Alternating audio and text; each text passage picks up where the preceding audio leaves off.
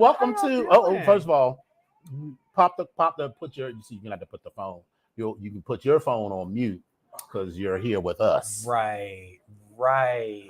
So we have So first of all, thank you for tuning in. Welcome back, Mr.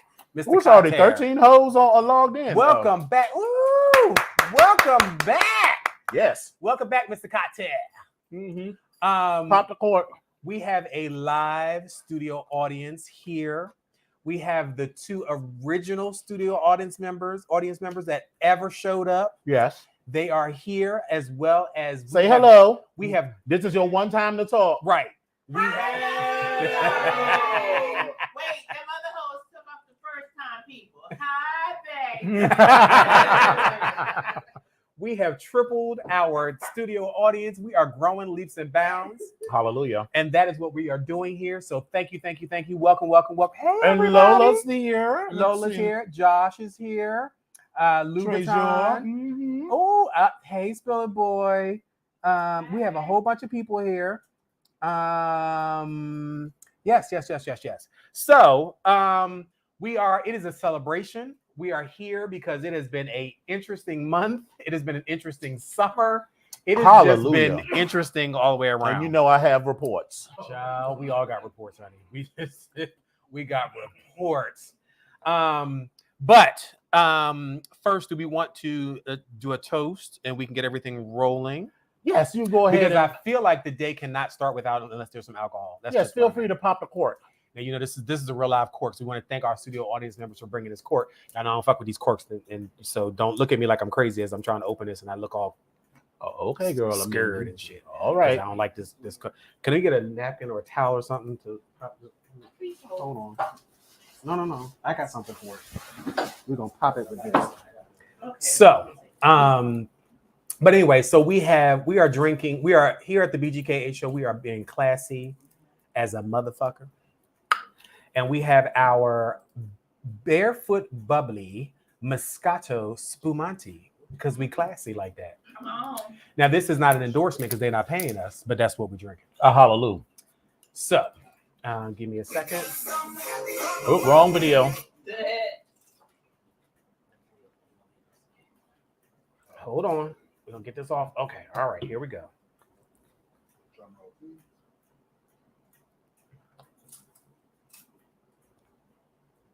I'll put your butt into it. There you go. Good shit. Okay. All right. There we go. Yes. So, we have a little bit of bubbly. Glug. Toast. We will go ahead and toast the fact that we are still We're here. Hallelujah. And that is what is important. Listen, I love a big head.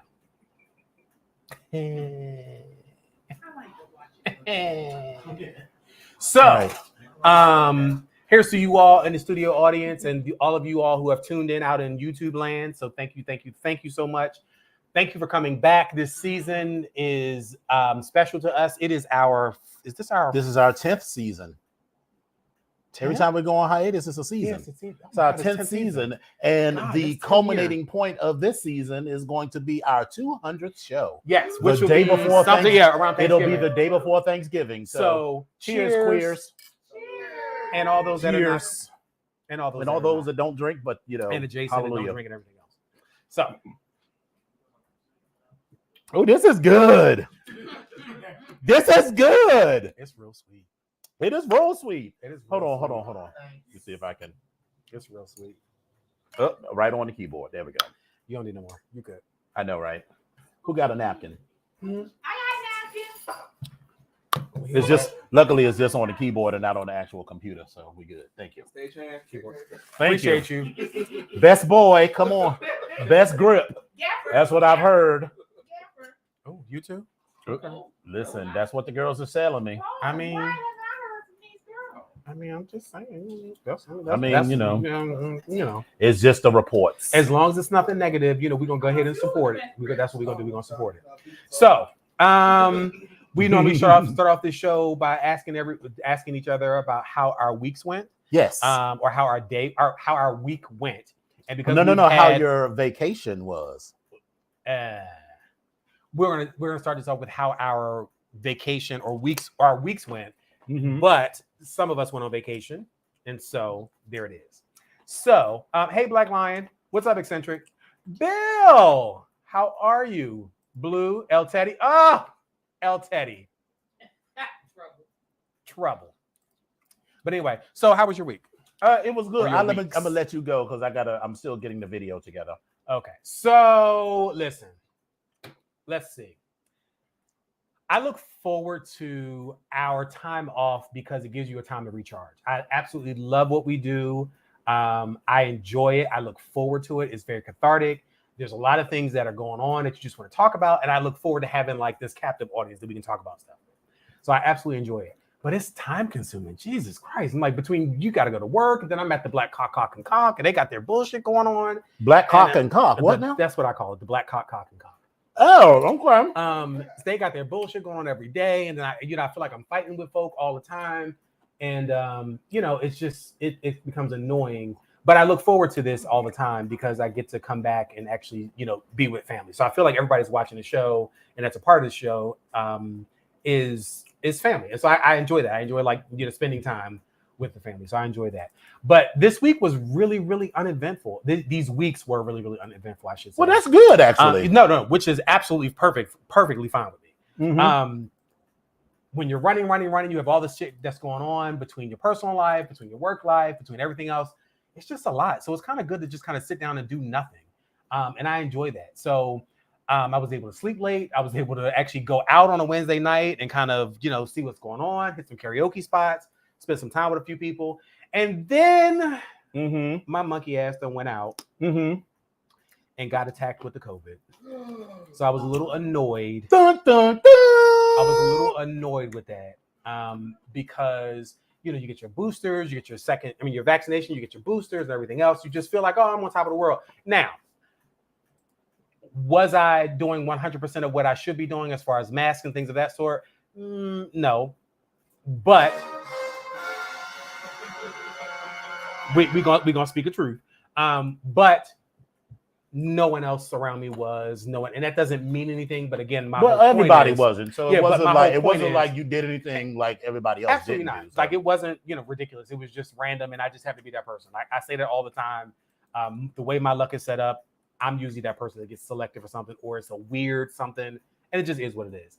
However, I did also realize as time went on that there were 2 people in my office that actually had COVID prior to me. So I was like, did they not say anything? One did not, which annoyed me. Wait a minute. So they was just in the office and didn't tell me about that? No, they left the office when they found out, but did not say something specifically to the people that they were around. Oh, we got an email message. That's an ass whoop. Well, we got an email message from one of our vice presidents that kind of said, you may have been exposed to blah, blah, blah, blah. So, I mean, and it's they're trying to do what they're supposed to be doing as far as the job is concerned, like legally or ethically or whatever. And so that was it. But I think what hurt me the most was I talk to you every single day. Your office is right across from mine. And you could have said, hey, by the way, you text message me about anything else, and we'll talk about anything else, but you couldn't mention that to me. Like, and not that I wasn't judging you, but like this is a conversation. And so for me, when it happened to me, I literally rolled out and I was like, hey, by the way, I'm out. I'm not feeling well. Just got my test results back. This is where we are. This is what I did to all the people that I'm actually cool with in my office. Like I literally called them or text them and said, this is what happened to me. And he was included. So he responded back to me and he said something like, oh, so sorry to hear.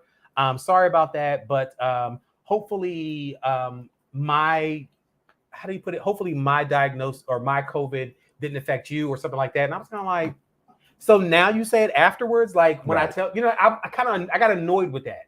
That kind of bothered me. So I'm trying to get over that. But it still bothers me because I'm still looking at his face every day, and I'm like, nigga, you motherfucker. You could have said something. But I feel fine. This would have been now, this is 2 weeks later, I think it is. I think it's 2 weeks later. I think it's like 2 weeks later. But take a deep breath and hold it. Yeah, I think it's been 2 weeks later. So take a deep breath and hold it. Do you really want me to take a deep breath and hold it? Mm-hmm. And if I can't, then you want me to just then cough on you? Like, what, and do you really want me to do that? So I'm gonna pull some Lysol out this motherfucker.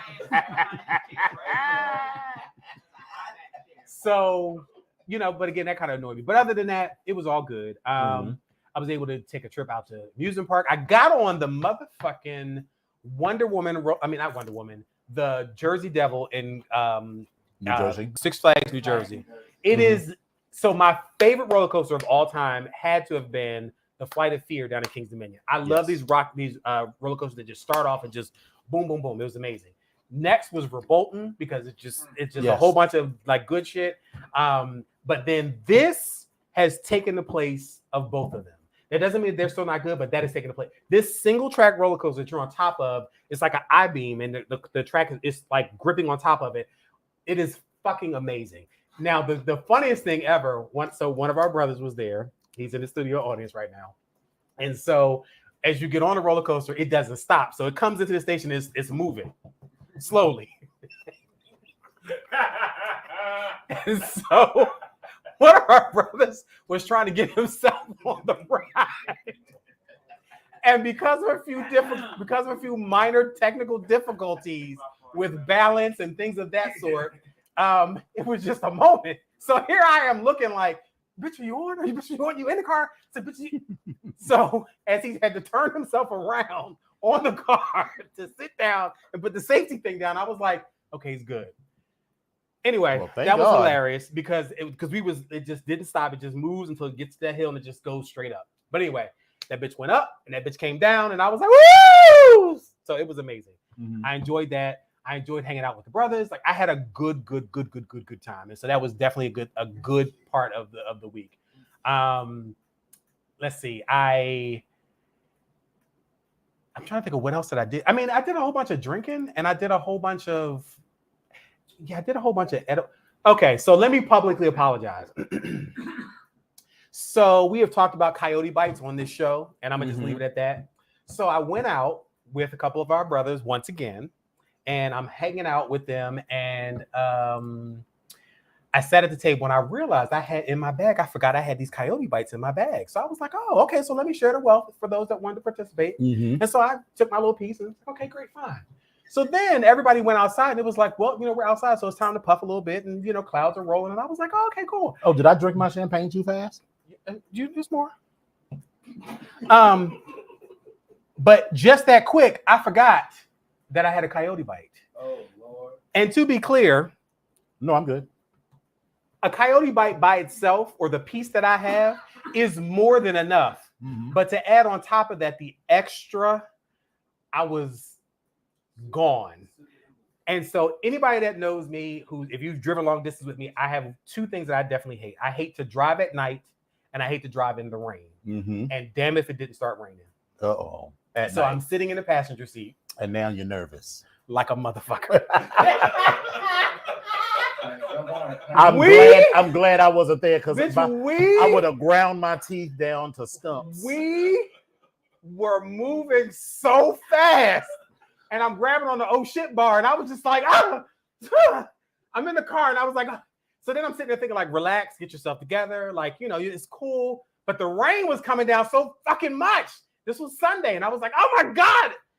Listen, at one point I found myself screaming, could you start the goddamn car down, please? You're going too fast in the rain. Driving? Deviant.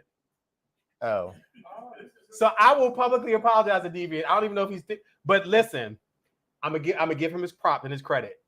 Deviant was like, I could tell just that instant that I did a little bit too much because I was a little about too to much. get cussed all the way the fuck out. Smooth shifted gears. Hey, Mike Haywood. Hey, he smooth shifted gears and calmed himself down. It was like an eccentric. You all right? You okay? Good. All right. Kept on going, mind you. He was still doing like 90 in my mind. Sugar snap is but here. He kept on going.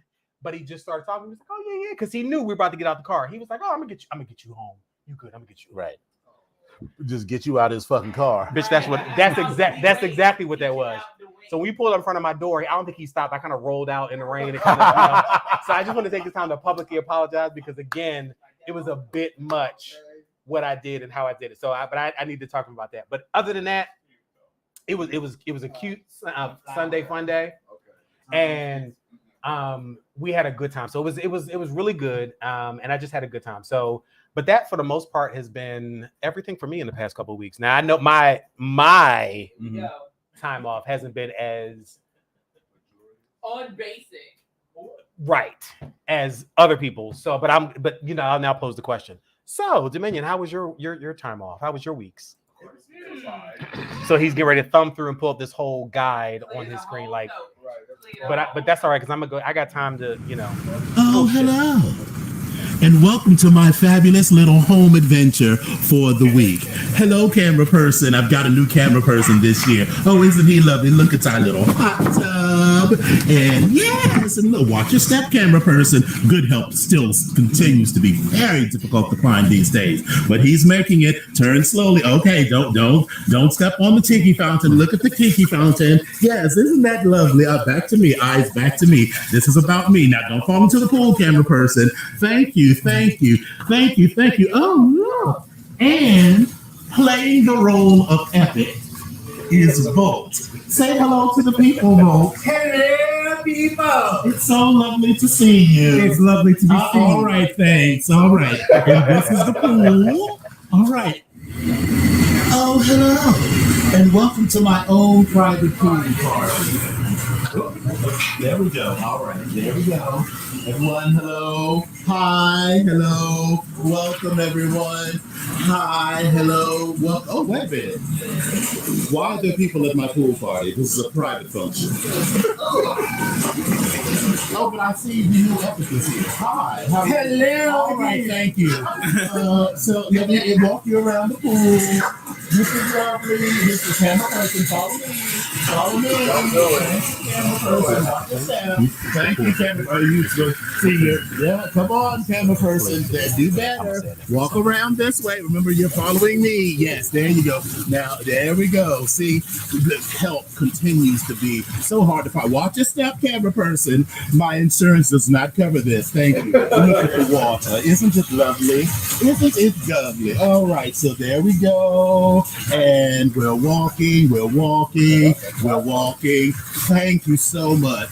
This is just a lovely little something that I rented for the evening, and apparently other members of the hoi polloi have been allowed to join, but it's fine. It's totally fine. Now let's go say hello to the new Epic. Follow me, camera person. Thank you, camera person. Hello. Hello. Hi. Hello, excuse me. Hi. Hello. It's so good to see you. So why are you here again? Because you joined my party. Did you not know that? Your party. My party. This is my party? I just want to be clear. No, man. No, You're absolutely wrong. This is absolutely my party. Try it again. My party. No. My. Say it with me. My party. Exactly. My party. See how that works out? My party. It Yes. was so easy. Yes, It was so indeed. easy. So You got it. thank you so much. Bitch, it's this side bun for me. This side bun, but bitch, it is placed ever so gently, and then the strap from the hood is hanging in the back. Well, of course. I mean, listen, I'm here for it. It was the side, but it was like it was given like a solo Princess Leia. Like that's what it was. They were It was amazed. given. They were amazed to watch me do it because I was like, they were like, "How do you get that bun?" I was like, "You just twist, Grab that motherfucker, twist that You bitch keep around and keep, twisting, and then it starts twisting around itself, and then you twist curl and you it, curl that and bitch then in you and tuck that it in the bottom. underneath There you go. the side, and there you go. There you go. Boom. Exactly. Wait, I gotta tell you. Right. So when we go on the cruise, I was talking to somebody. I think it was Volta or somebody, the new Epic. And I was like, so what? Well, somebody was like asking me what we would. No, you know who it was? It was Mars, my new brother. Okay. He was like, "What are we going to do on the cruise?" I was like, "We're going to have So Jay." but he's going. He's going. Okay, cool. So I was like, "So Is he we're bringing the? yes. Never mind. Okay. So we're going to have a Say Something Hat Day." My creative yes. juices are flowing. Oh, bitch! I already the Etsy's already saved. But I've already it got needs to be flat. So right. Okay. It could be So we're gonna have like a Say Something Hat Day. We'll have like a Jackie Washington theme day. Maybe we'll have like a Mommy Dearest theme day. And then all that means is that like when we go to dinner, Come on, mommy dear. all of these homos are going to show up in these huge dramatic hats. I'm here. And all dressed in I'm some here for Sevilla outfits with Sevilla shoulder pads. like curtain rides. Right. Curtain rides hanging out like bitch, Exactly. What? So right. So my so the houses. So the first place we looked at, that was a house I was actually staying at. It was a little, It was cute. 2-bedroom, 1-bath house, and that pool was like 8 feet 2-bedroom, across. 1-bath house. Jesus Christ! But it was like 2 properties on one. So on behind that house, behind where the new Epic was sitting, was where the owner lived. So they shared the pool situation then. Not really. The pool was whoever was renting the front house, which was me. Okay. So what? No. And the audience doesn't speak. Yeah, this is not a talk. This is is not not a a response. This not a call is response. not Thank the you. Wendy Williams show. This is not a call response. We don't have that segment yet. No. When your comment is required, someone will come to the audience with a microphone and ask you. But no, so the pool it was like about 8 or maybe about 9 feet wide, and it was only like 3.5 feet deep. So it was a cute little pool. But the other pool was where Volt and them was saying, and that's where I noticed the pool. We're talking about this Tata. This is amazing. No, I saw it. It's lovely. Okay. I mean, she does so many lovely things. It's like, how am I supposed to say this is lovelier than anyone else? So it's all you're fine. It's all good. So, but the other house with the bigger pool was what that is. It's like 6 1-bedroom, 1-bath apartments arranged around Which this is pool. this is the same place that both had stayed in before. Mm-hmm. And That that's was where the- where I'm going to stay. That in was December. cute. That was That very was very cute. nice. Yeah, it was very cute. And I like it with the waterfall and everything. Yeah. So, but I was in Fort Lauderdale for 10 days, and so I made a few notes. Okay, honey. We only have like 6 more minutes before we have. You already talked like 35,000. How rude, Is that what we're doing? We're starting off this season on that note. honey. We never left that note. We're starting off on that note. We're talking about the time being the time of talking. Do it again. The time of talking on the camera.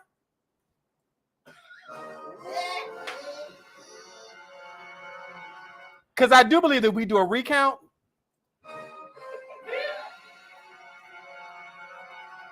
It would be Dominions in the lead. Shabam.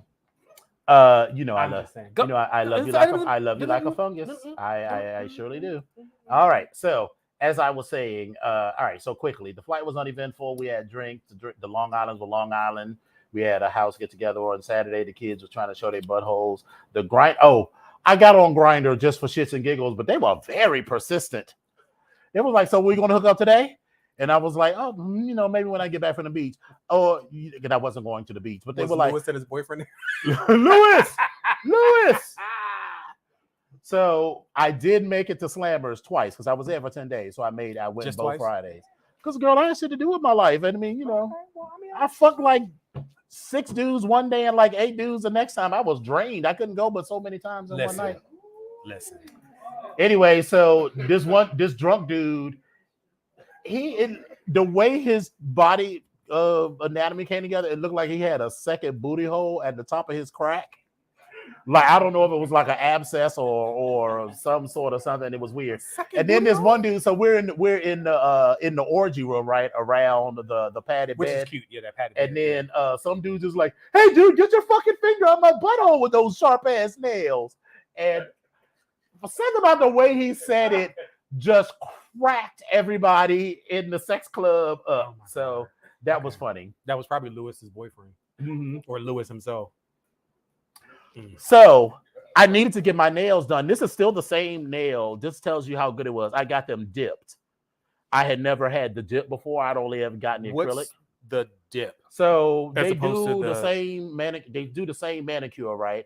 But then they put on a layer of like acrylic glue or whatever, and then they actually dip it in some colored powder, right? And then they put on some more acrylic, then they dip it, some more acrylic powder, then they dip it, then they put on the same acrylic gel sealing, then you put it under the thing, and it lasts forever. So, I also cut my nails super duper short. So this manicure is actually, I got this on July the 1st. So this is from July the 1st, and as you see, it hasn't cracked or chipped or anything.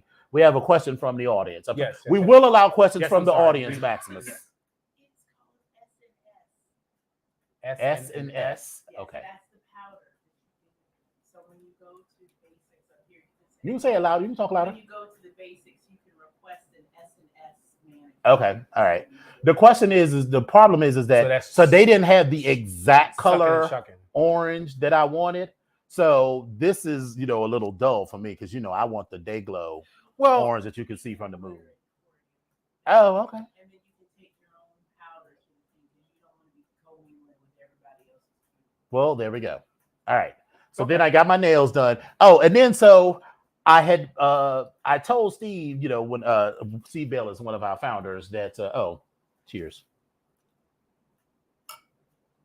So I had told Steve Bayless, one of our Onyx founders, that I was coming to get and I was like, hey, he was like, what are you going to do? So it's like, the first thing I'm doing always is get my nails. I'm gonna be here for 10 days. He was like, oh, go to Dong's new spot.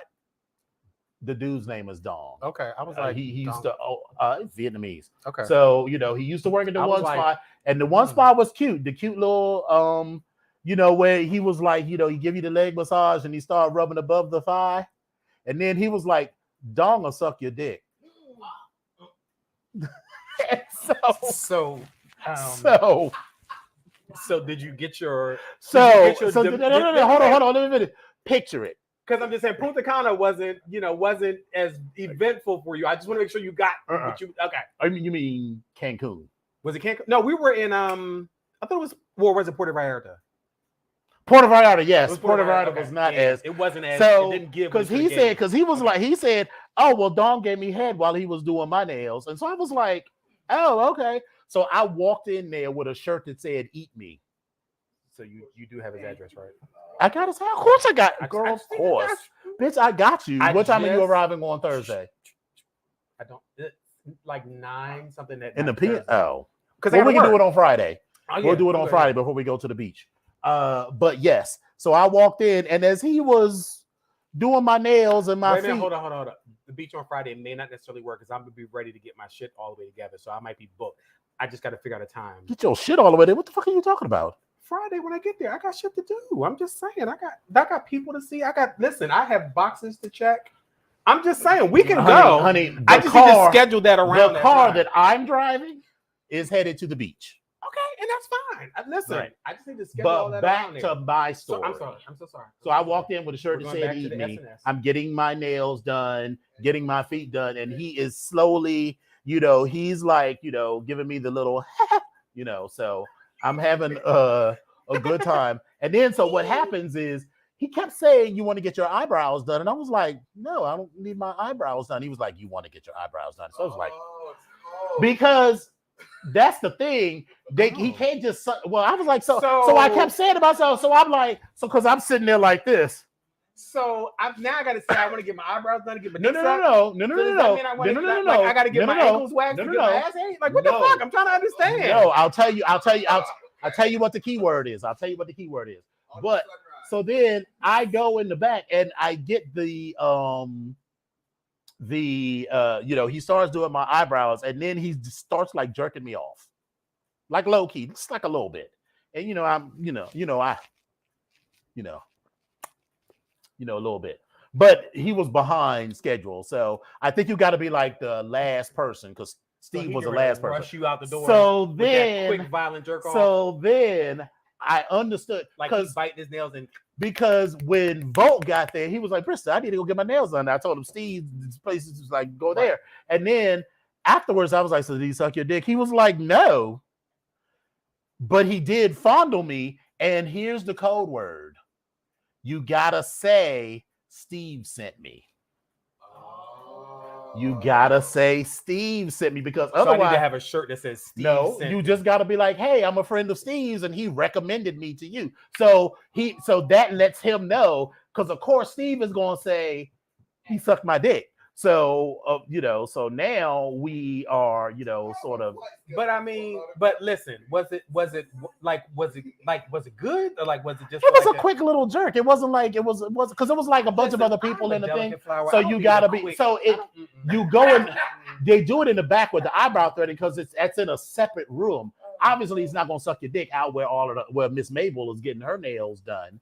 so you got to go into the room. I mean, that would be kind of hot because if you're gonna do it out in plain sight and nobody can know what the hell you're doing, I mean, that's a whole different story. And I mean, he was cute-ish, but I'm waiting to see what the mouth do before I make a final. All right. So we went to Boardwalk, which is this other gay club, not on the other side of the go to strip. Boardwalk We've never been to before? Boardwalk. We've always stayed on the other side. Anyway, so there was this cutie. He looked like he was like Black Cuban, and then she opened something, and we was like, "Child, she should have never had open her mouth." She had 3 teeth, 1 in her mouth and 2 in her pocket. And then So what she had was chiclets. She was trying to she get had chiclets. chiclets. Okay. And so it was me, Elimination, Volt, and Isu. Sounded like the And beginning so of we Ladies' are Night. sitting there like, oh, yeah, because we were like trying to get him to come over because he was cute and everything, because he was going to be stripping later. And then he came over and opened his mouth, and we were like, you may go now. Yeah. Oh, ask him next time you see Elimination. Ask him about that time he did shots out his booty hole. He did shots out the boy's booty hole. Out of his booty hole. Oh, the Someone boy- did shots out of Elimination's booty hole. Not that night, but he told us that story. Listen, so you like to remember. listen. Elimination. Mhm. And then, so the question that we asked that weekend, we kept asking, why is the cutest person in the strip club always the bartender? Remember the cute Russian guy on thin bartender that used to bartend at the Wet? No. See, first of all, I don't. So the Wet was never my spot. Like I went. Mhm. Let me be clear. I went, but I'm not a stripper person. Like it never really. So I never paid attention to anything that was. I going like the on. Wet because they got butt ass naked. What so. I'm saying, I never like. So I didn't pay attention to the bartender. I didn't pay attention to shit because I was ready to get out of there. I was ready to go dance. That was my thing. I went. It was a Tuesday night. I know, but I still wanted to go dance. I didn't give a fuck about the strippers. Oh, I okay. didn't care about that. I didn't. That It was the sexual energy for me because it was an easy way to get a date because everybody's naked. But I did. All you got to do is pull up behind somebody and start rubbing your dick on them while they That's dancing true. and stuff. But I did enjoy it when the little dancer did. He stuck his dick in somebody's drink though. Yes, that I was think hot. that was cute. I did enjoy that. And then they had the little. Yeah, it was. This was pre-COVID. This was last decade. And You've been to the yes. West though. So when they would dance on the bar, the guys would come around. This one, You would just have to have your you have drink your drink up. out at the same time. And this particular person came by. He did this whole. He had a down, big dick too. His and dick it was a dropped good. down into the drink. His dick was a legitimate 12 inches, and Yeah. he would put. But what I will say is, I'm not a stripper person, but I will say, and I've talked about this before. Mhm. There's one stripper, And we got you, Legionnaire. Can you hear us? Yeah, one stripper. Give us a thumbs up.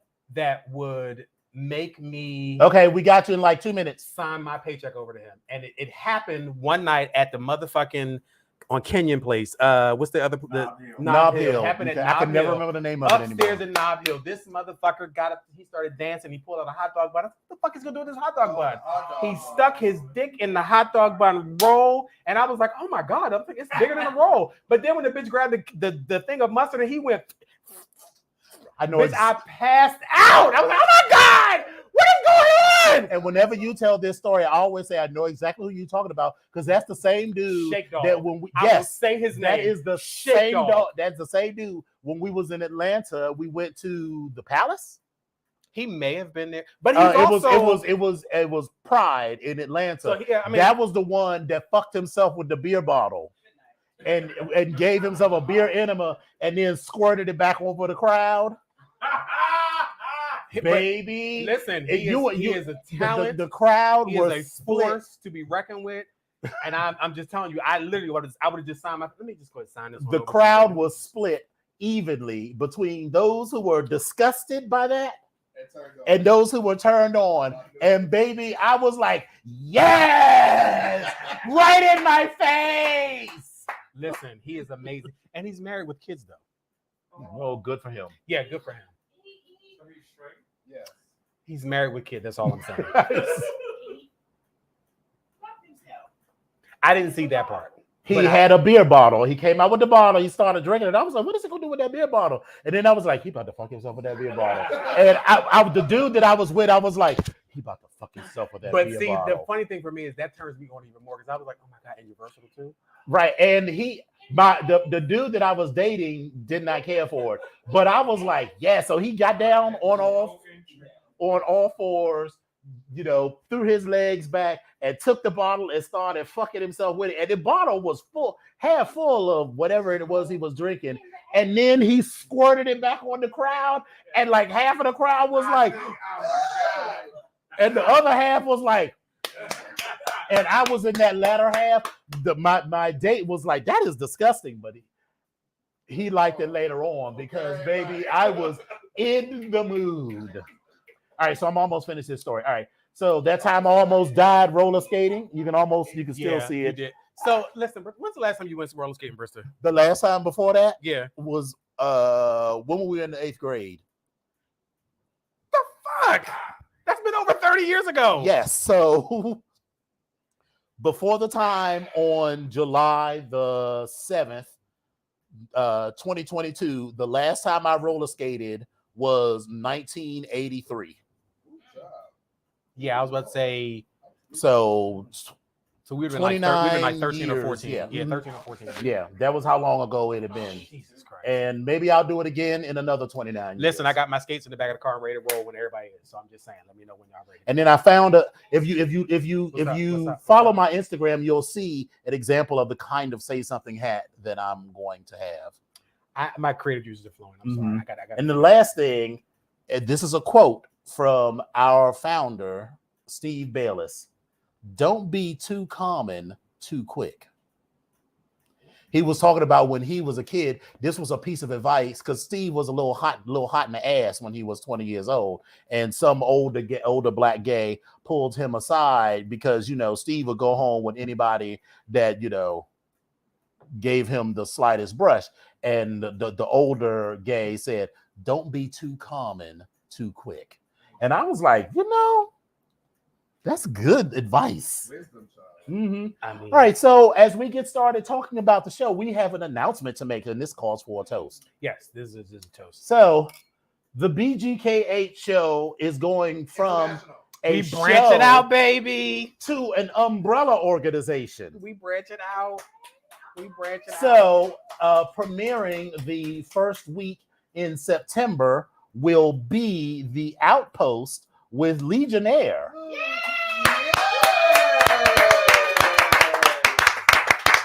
So take yourself off mute, baby, and can we let's make sure we can hear you. Hey, boo boo.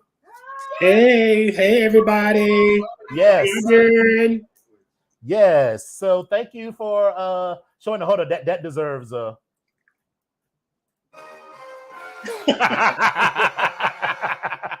Come through. How are you? I'm good. How are you guys? Good. Good to see your face. Yes, it's wonderful to be seen. Yes, indeed. So tell us a little bit about the Outpost. Tell us what you are going to be adding to this universe, all the goodness that you're going to be adding, what the show's about, what people can expect. Give us some more. Give us some information on it. Well, the Outpost is just going to be a place where you can catch my musings on all things that make me Black, make me gay, make me kinky, make me human, make me a geek, all those good things. So I'll be speaking hopefully on things going on in the media, things going on in politics, things going on in leather, all from the perspective of another individual. Hopefully going to wrap all my experience with leather and being gay and being Black and navigating this world post and pre and post pandemic. And hopefully you guys will like what I have to say. Okay. Well, good. So while we are we're getting into character for the Listen, go ahead. For the next scene, why we're this is all a work in progress. Yes, we are definitely a work in progress. So you're familiar with Raheem Shabazz, right? I am indeed, yes. So did you see it when he bottomed for the first time? Baby, Yes, can I tell you? and recently. Yeah, so why don't you give us your thoughts on Raheem bottoming for the first time? It was one of those things where for me, speaking for myself, It was one of those situations where you see these guys that top all through their films, and then you wonder what it's going to be like when they bottom, and you never know if it's going to be hot, and if you're going to be able to look at them the same. And I have to say, for me, it was worth the watch. It was definitely worth the watch. Listen, I've been looking at that hole for the longest time, and I was like, "Oh my god, I would love to see it open." And then for me, it was the ease in which he took that nice little piece of meat. Yes, exactly. Sean Leonard is not a small man. No. And there was no like, no, he was just like, he was like, "Listen, I'm focused." He's like, "I'm focused, man. I'm focused. I'm playing in this other booty hole." But listen, listen, as much as we've seen that booty hole. Why can't I get I want to wig. I done told you. I can't, where's the one? Where's another one? I want one with a little, so, what I had thought, right, was as many times as I've seen that taco meat booty hole, that is not the first time. That's why I said it was the first time he bottomed on camera. Because there is no way she do not look like Miss Thomas. He is, first of all, this is so rude because I feel like I am getting the short wig end of the stick here. No. Take that one. No, just go ahead. You said you like that one. You said you like that one. You said I want some movement. There you go. You got all the movement. Yes, I want some movement. You got all the movement.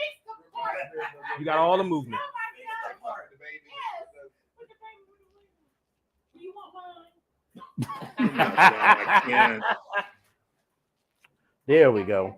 All right. So you need to get yours on because you're up first. Okay, wait a Dorinda. minute, let me get it together. Come on over here, fix it up for me. Come on, Twinkie. It's like Twinkie. Twinkie, you better play them keys.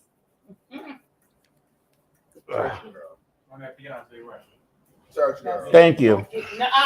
Don't do that swoop bang right there. Church girl. Don't do that. Oh yes, come on, give him a swoop.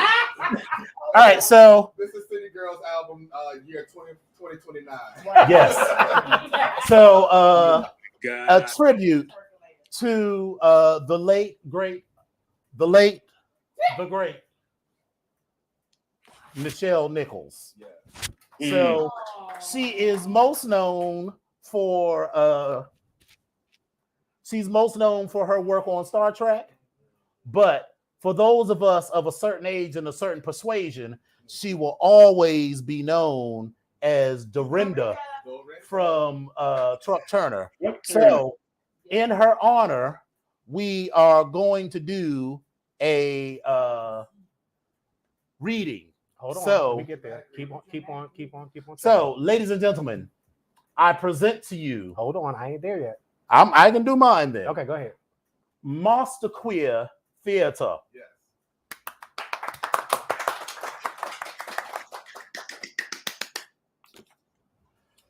Ladies and gentlemen, I am Dominion, and I am a thespian. This is a table reading for our revival at the Oxford English Theater of Truck Turner. I will be playing the role of Dorinda. And scene. You goddamn rabbits. What the hell do you think I'm running here? A chicken coop? Gentlemen, this is my family. These are all prime cut bitches. $238,000 worth of dynamite. It's Fort Knox and panties. Candy did $17,000 last year. Velvet was sophisticated, did 20.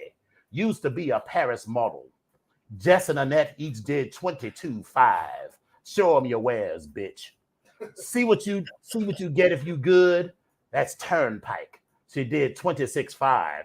She's called Turnpike because you got to pay to get on and pay to get off. China, come here, baby. China did 29. Sweet piece of meat. This is Frenchie. Gator used to call her Boeing 747. Show him why, bitch. She did 27.5. And that Sweet Annette, Show him that smile, you sweet thing. She did 30 foul last week. And where's my baby? That's Taffy.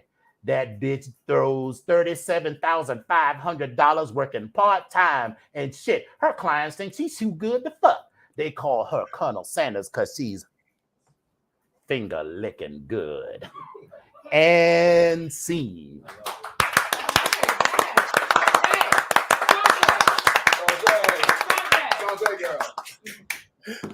Good evening, ladies and gentlemen.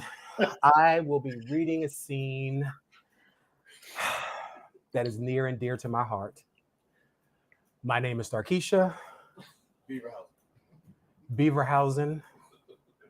House of St. the James Beavers, LaCroix. House of the Beavers and the LaCroix, otherwise known as Sparkling Boss. But I would like to do a reading for you from one of my favorites. So I'm going to just give you a look, set this up a little bit. We're back at Dorinda's compound following Gator's funeral. Yes. Mama, you ain't going to keep this shit together with Gator gone. Come here, you little black bitch! But your ass belongs to me. I tell you what you can and can't do with it. Do you understand what I'm saying?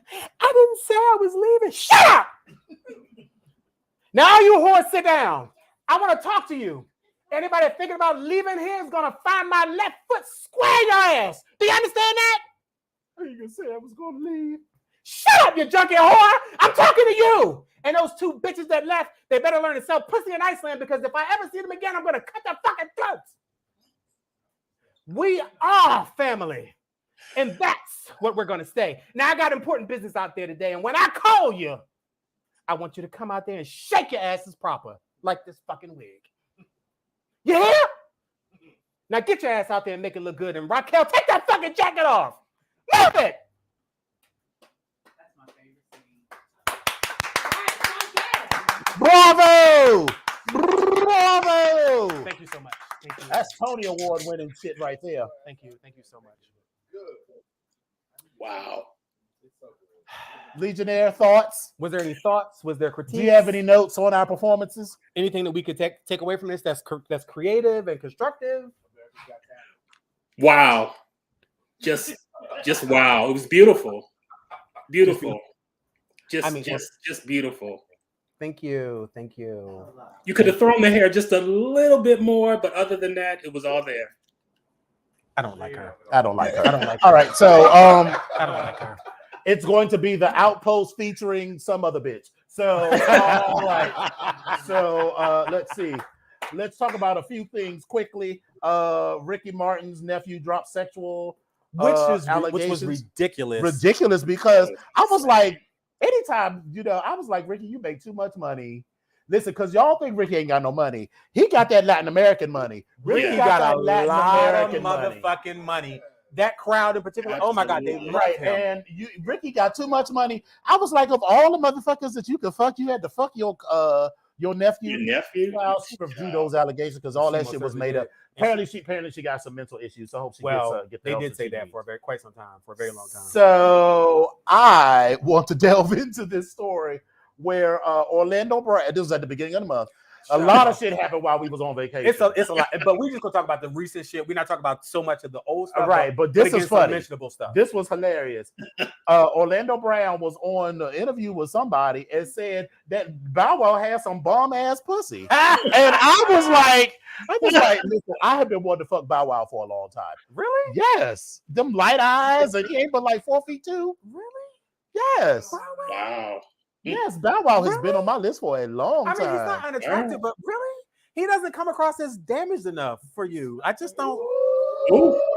I mean, that's a true thing. No, So- it's not a read at all. He just doesn't. I mean, he will listen. Young, pretty, and damaged. That's that. I mean, So so there's that. The Daiquiri Factory is coming back. so we're But- talking about this again. We're gonna bring this up again on the air. That's what we're doing. We're just okay. It's a trauma point for me. It is a trauma point for me. You're going back to a trauma. You're bringing. Why's your hand in my face? I don't appreciate that. I don't like all that. You know, The I same ain't with that. I ain't with that. bundles that she's been having past weeks. Let me give her a new style. a new hairdo, a new cut, a new color. You want a new cut? You want a new color? Cock-a-doodle-doo. Bitch, I'm back. I have a new By cut. popular I have a demand. new cut. I have a new color. I have a new style. Bitch, what? Yes, Something come else on, was- Wig. That's cute. That's cute acrylic. So anyway, as I was saying, Is that what we're doing? that is what we're doing. What? Wait a minute. If we wait, you're not the only one that can, throw a little shake and go on. Wait a minute. Wait a minute. It's backwards, Mom. It's backwards. Mama, turn the wig around. Turn it around. Turn it around. Listen, I am unique. I am unique. I will listen. I will wear this. I'm gonna wear it on this side. Look at that. Look at that. Look at that. Don't you wish? Don't listen. Be mad because listen. Don't hate on me. As I was saying, Listen. I have a new Wow. I have a new color. I have a new style. I have a new hair. What, bitch? What? I can't take the loveliness. I just can't take it. Okay. I'm glad you bought all these wigs naturally. Mine are usually natural. These synthetics, I'm not really sure how to wear them. Mm. So, well, then I snatch too. Right. So the daiquiri factory is going to return, but they moving it out to the suburbs. So I'm like, girl, there's no way that I'm traveling 20 miles outside of Atlanta to go to the daiquiri factory. Because, bitch, who doesn't go to the daiquiri factory to get fucked up? So, and I'm not going to take an Uber 25, 30 miles outside of downtown Atlanta where I'm staying, unless it's in Buckhead, and it's not in Buckhead. So But why? Why did they move it from the? Because that spot was sold. They didn't own that spot. Or whatever. It was. No. That's called Cirque. Well, they're owned by the same people, so that's why I'm just going to keep going into Cirque. Yeah, because that one. Because they serve So the exact same drinks. Do you think they're going to continue the stuff that they did at Cirque as well? Like that they. But the Cirque is still open. My question is, they were also still serving the drinks that the daiquiri factory was. Right. So I don't think originally. they're going to make any changes. But they're like, "Ooh, return to the daiquiri factory." That's like saying, they're going to open the fireplace, but it's going to be in Tyson's corner. They're going to reopen the mill, but she's going to be in Tyson's corner. Yeah, no, girl. Yeah, it's a no for me. No. We'll see.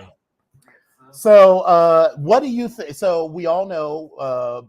Do we have anything about Beyonce later on? We do have a little something about Beyonce. So, all right, we'll skip that. Yeah, I will just say that someone named @DelusionalHulk says Beyonce walked into that studio, did 4 lines of code, text Billy Porter, LOL, faggot, put her clip directly on the mic for an hour and hit record. 12 out of 10, #Renaissance. So listen, it's not a 12 out of 10. Listen, it's more like a 6 or a 7 out of 10 at for the most. me, out of these 16 songs on this album, I do not like any more than 4, and I'm giving that.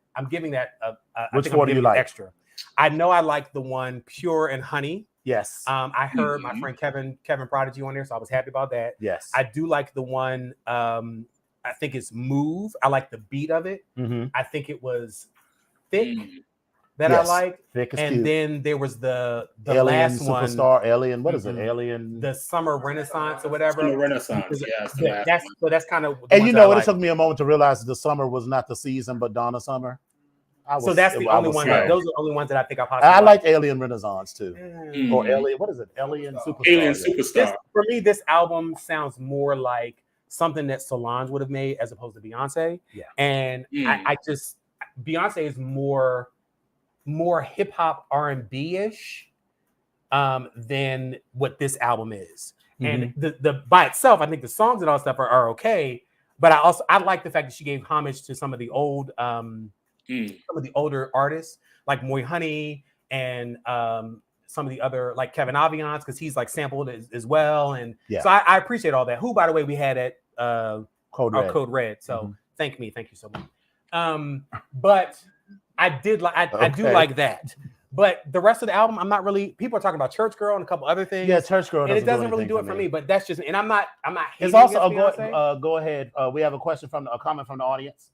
Can we just agree that Beyonce is no longer B-Day? She's 10 years older, and the music's gonna change. I'm not. So yes, that is a very valid point. That she's older and her music is gonna jump change. in, Legionnaire. Say what you got to say. I think her. And so I'm sorry, you were gonna say something, Legionnaire? No, I was gonna say that that as she's moved through her career, her music has changed and evolved.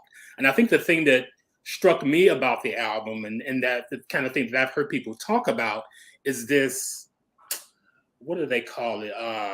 They tried to term it new house. And I had a huge issue with that. One, because I am a house head.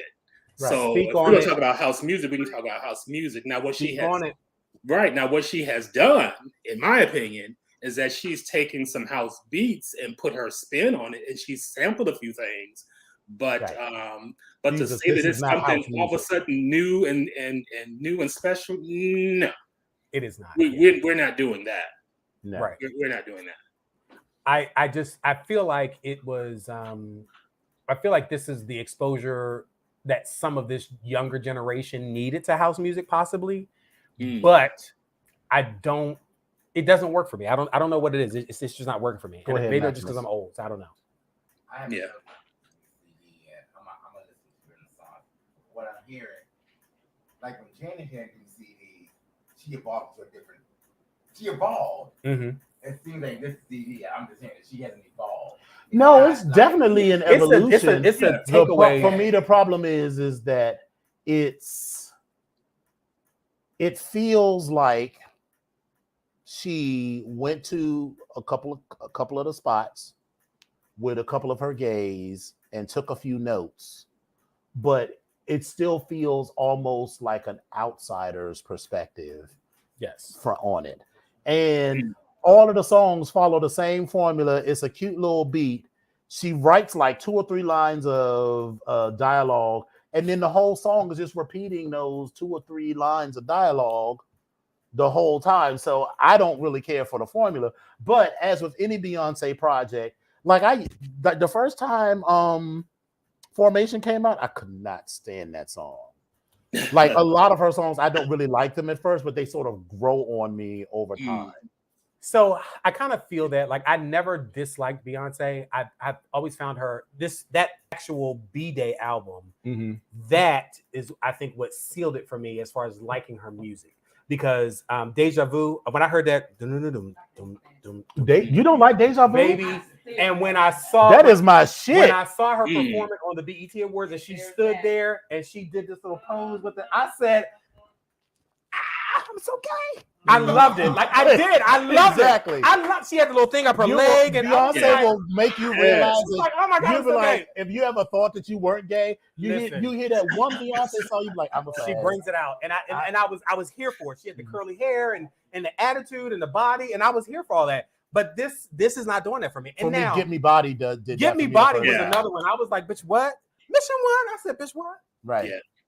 But also, the last time we heard from her was Lemonade. It was so heavy, it's so depressing, it's so real. Like this is just. But see, that's what I love, because I love these. That's what it is. Yeah. Lemonade. Every song, the lyrics told a whole story.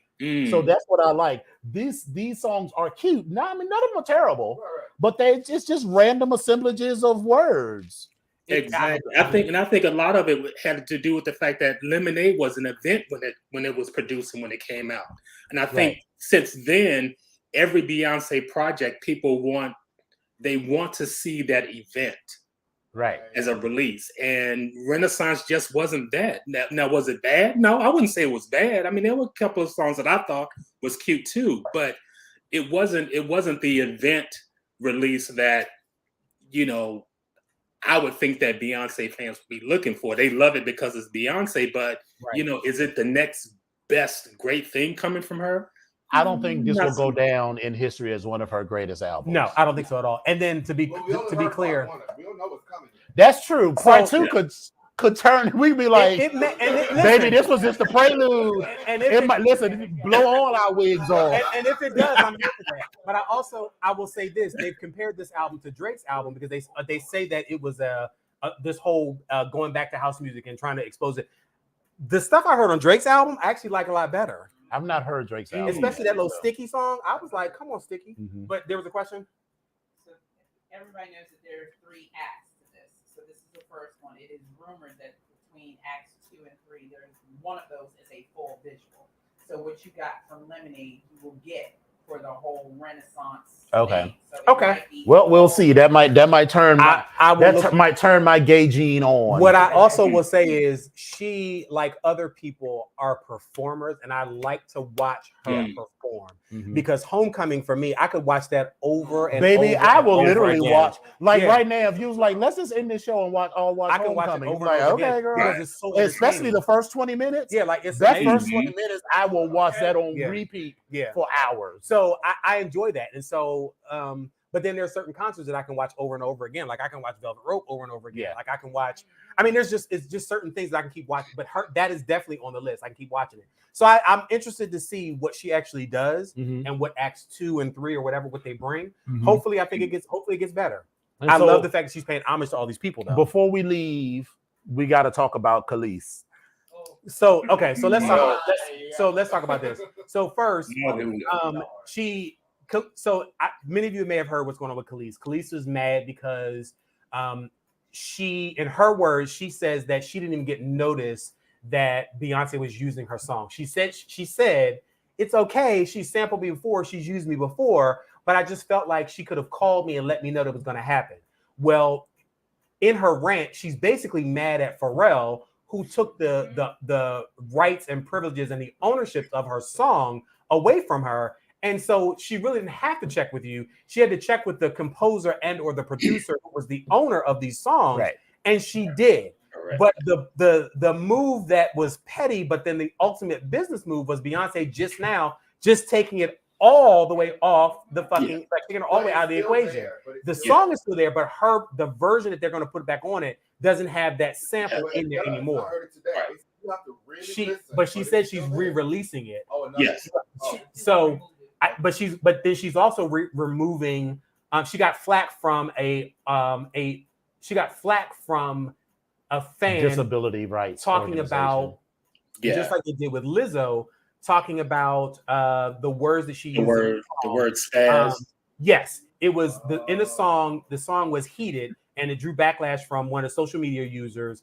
And it said that word was not intentionally. She said that the singer told Billboard in a statement on Monday morning that word was not used intentionally in a harmful way and will be replaced. At press time, it appeared on the recorded version, which includes the offending lyric, which was still available on Apple Music and Spotify.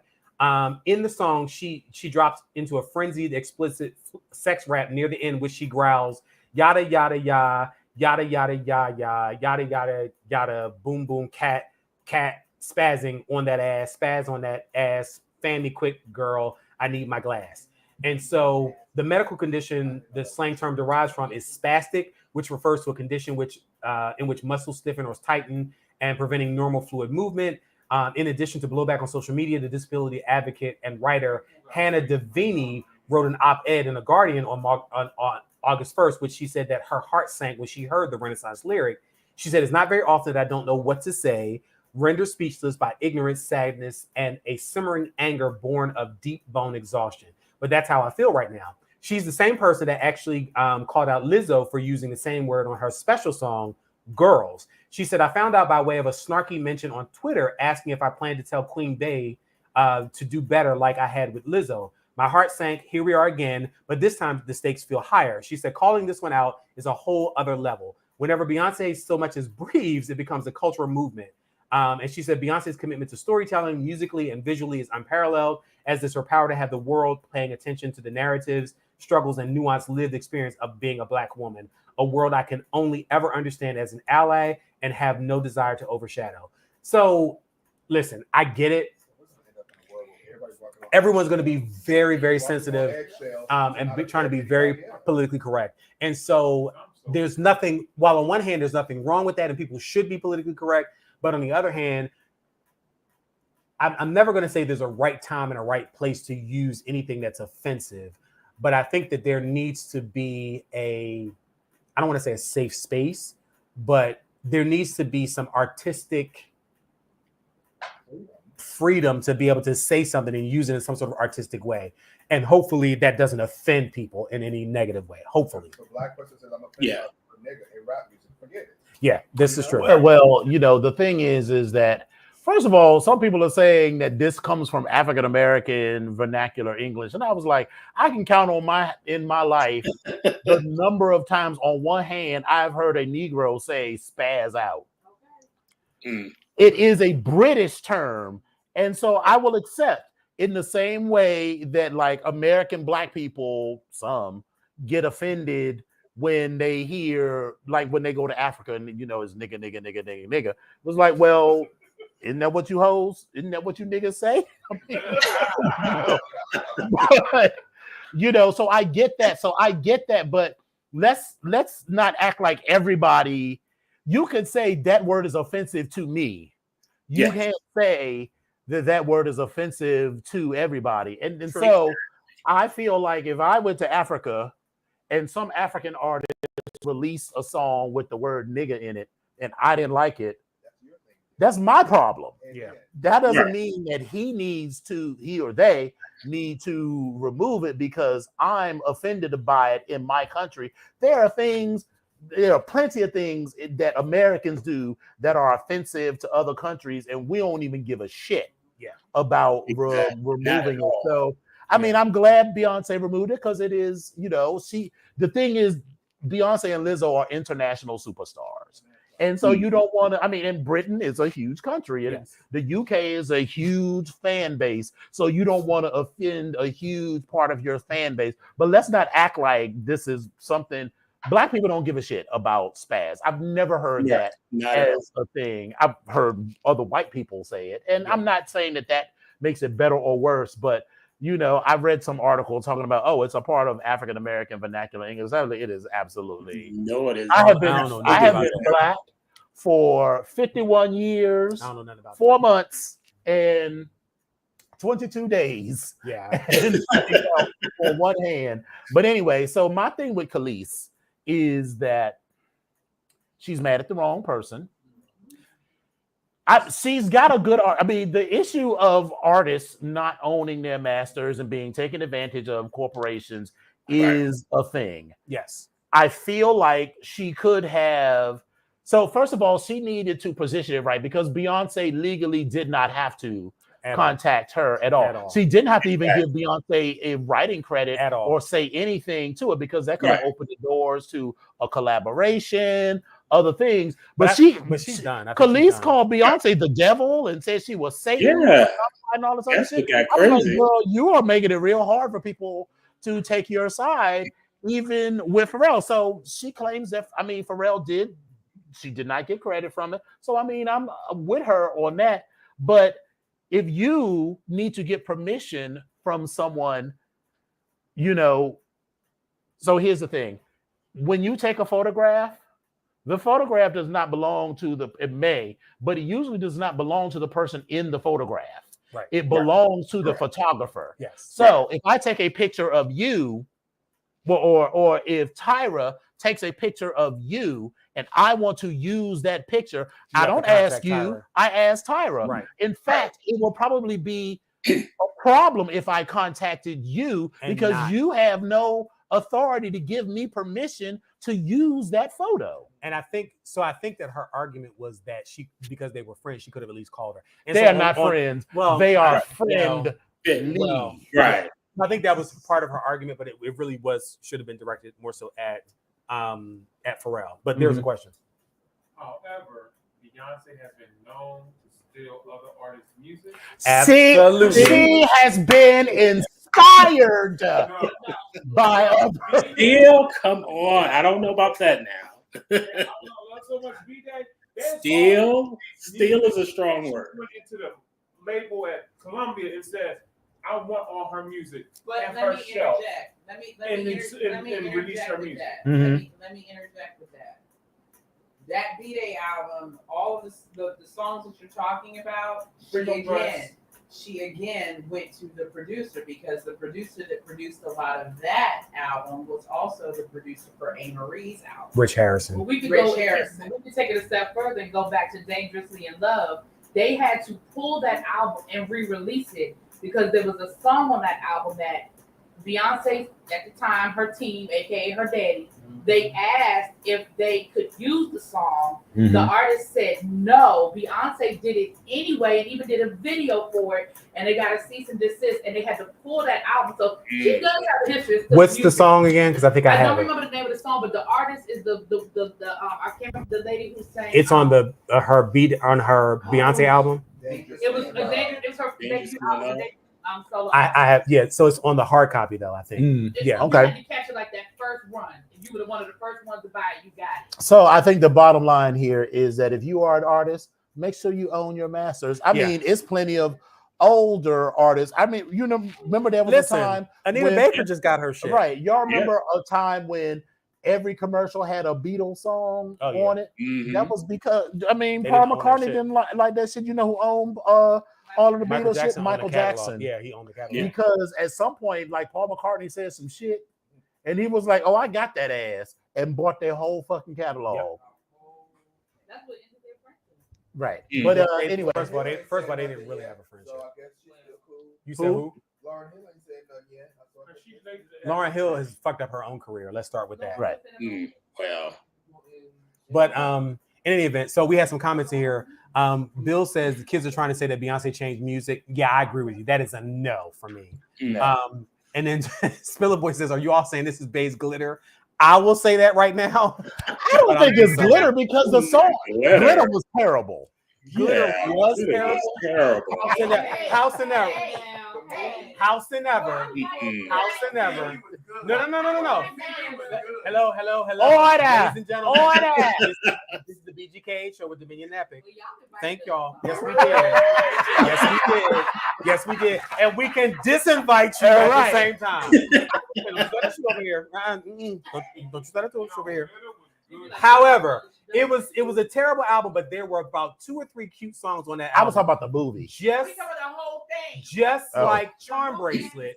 Charm Bracelet was a horrible album, but there were probably 2 or 3 songs on it I actually liked. Go ahead, Maximus. Glitter was a terrible movie. Hey. It was a good CD.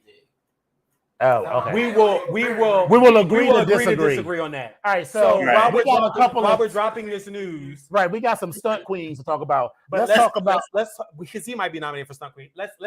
He'll be stunt queen adjacent. Okay, go ahead. So did y'all hear that Mystical was arrested again I saw that. for rape? So Did he just get out from a rape he charge? stands accused of rape again in Louisiana, and he's back behind bars after a weekend arrest. The rapper was booked and processed Sunday on a first-degree rape charge, as well as charges related to domestic abuse, battery by strangulation, false imprisonment, and property damage. We were told, and this is from TMZ. TMZ. He said we were told that no bond has been set, and he is yet to see a judge. As for what allegedly happened to spur these ladies' arrest, the sheriff's office says their deputies responded to a hospital over a reported sexual assault and interviewed the alleged victims themselves. Based on that interview and apparent minor injuries the cops say this person sustained, they felt there was enough to go pick up Mystical and slap the cuffs on him, and the investigation is ongoing. So we shall see. But again, a Mystical's ass just got out of jail less than 5 or 6 years ago. Yeah, I mean, he was in jail for a minute He for was in this jail for rape quite charge. some time. There's a question. We were. Mm. Mystical, shake that Shake ass. that ass, but watch yourself. Oh, baby, Right. you don't know. And- I can't do it, but think about it. Right. And so have we seen him lately? Because I just saw a picture of him and I was like, oh, This guy cute. yeah, I was like, no, he got a little. I mean, he ain't got nothing else to do but suck dick and work out. Well, yeah, we'll see about that. But anyway, So we got a couple of stunt queens. The first was really surprising to me. And one more. Just found out today that Yvonne Schuper got arrested in Texas, and I just for That's stupidity. a man That's- face husband. He was like a man in the.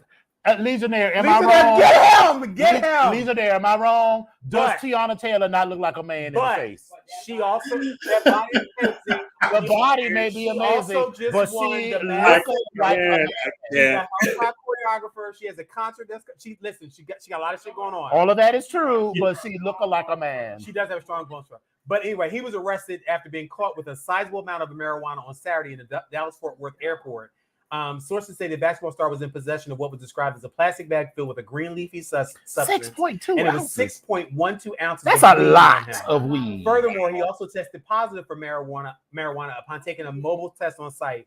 Iman told law enforcement officers that he was worried about missing his flight back to Los Angeles to see his daughter, but cops told him he wouldn't be boarding any aircraft because he was being arrested for weed possession. The charge was categorized under state jail felony, which could see Iman face up to 2 years on top of a $10,000 fine if he's found guilty. Why? And you've been here for Brittany people- Griner. What the? Right. Why do people listen? I am not against anyone wanting to smoke whatever it is that they want, but who needs to carry? You are a millionaire. You can get weed when you get back to LA where your daughter lives. Why do you need to bring a half pound of marijuana with you through the airport? I mean, come on, man. I'm just saying. So he's stunt queen adjacent. So anyway, I'm Yes. sorry. All right. So the first stunt queen, didn't you have Ruby on here? Did I have who? Ruby? Yes. Ruby's Where was down it? there. Ruby is the second. I don't see. Well, anyway, all right. So those of us who live in DC or are aware know what Casa Ruby is. I just already opened the story. I changed it. Yeah, it's this one. Oh, okay. Yeah. So employees point finger at founder Ruby Corrado. Casa Ruby has shut down. And workers have been going unpaid. Says the founder, Ruby Corrado, says he exercised tight control over the organization's finances with little finances. So she's been MIA for the past couple of months, essentially.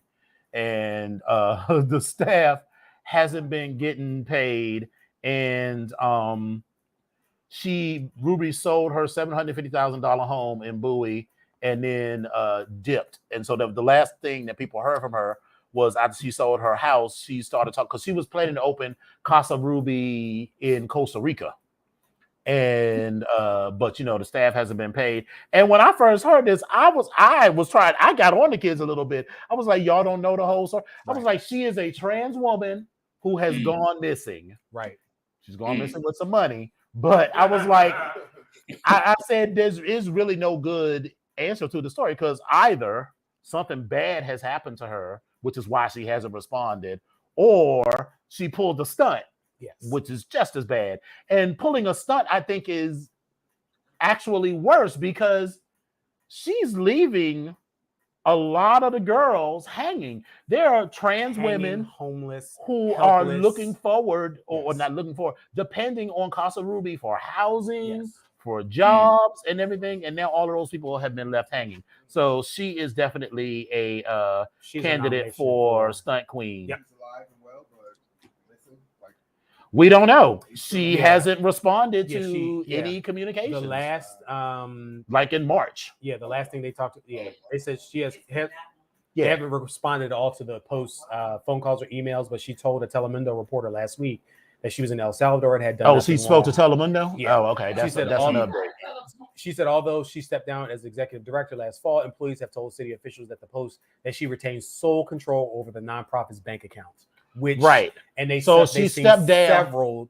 Right. So before withdrawals. they had a board of directors, she fired the board of directors. So now she has sole oversight over everything. It's a reason why there was a grant that the DC Health and Human Services, it was like for $750,000. They refused to renew the grant because poor oversight and stuff. She was signing off on every check and every expense. And this thing about employees getting paid and vendors getting paid is not new.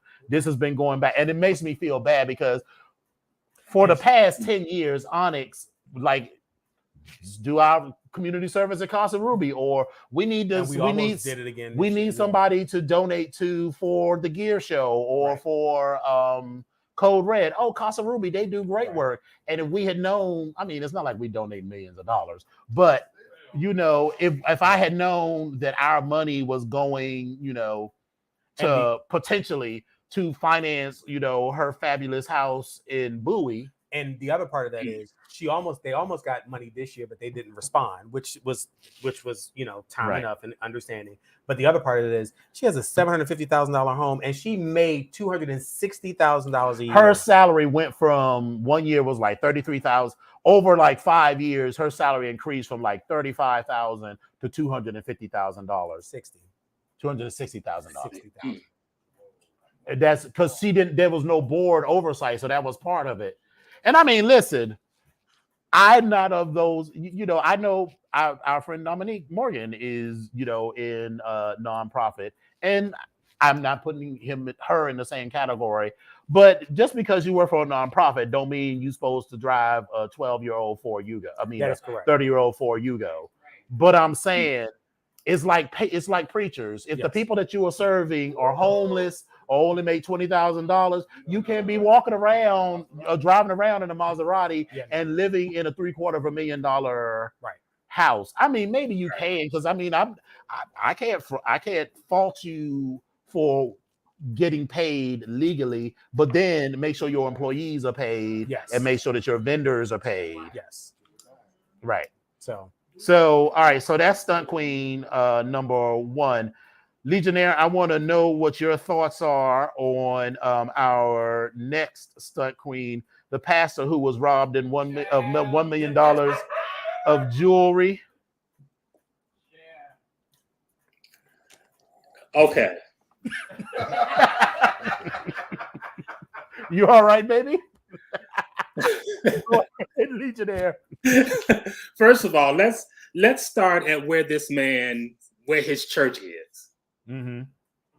His church is in what amounts to a rundown warehouse that has had no investment in upkeep, you know, presentation or anything. So here you have this man, you know, who has this church, you know, and is preaching and is in the pulpit with all these millions of dollars worth of jewels and things on. Allegedly $1 million. Right, allegedly. Mm-hmm. Okay, and then we have video of all of this so-called robbery, where these men rob them, never draw a gun, but they rob them and take all this jewelry. Come on, girl. No. Right. But so I've heard that it was insurance. It was an insurance stunt. Yes. But see, here's the thing. Here's the thing for me.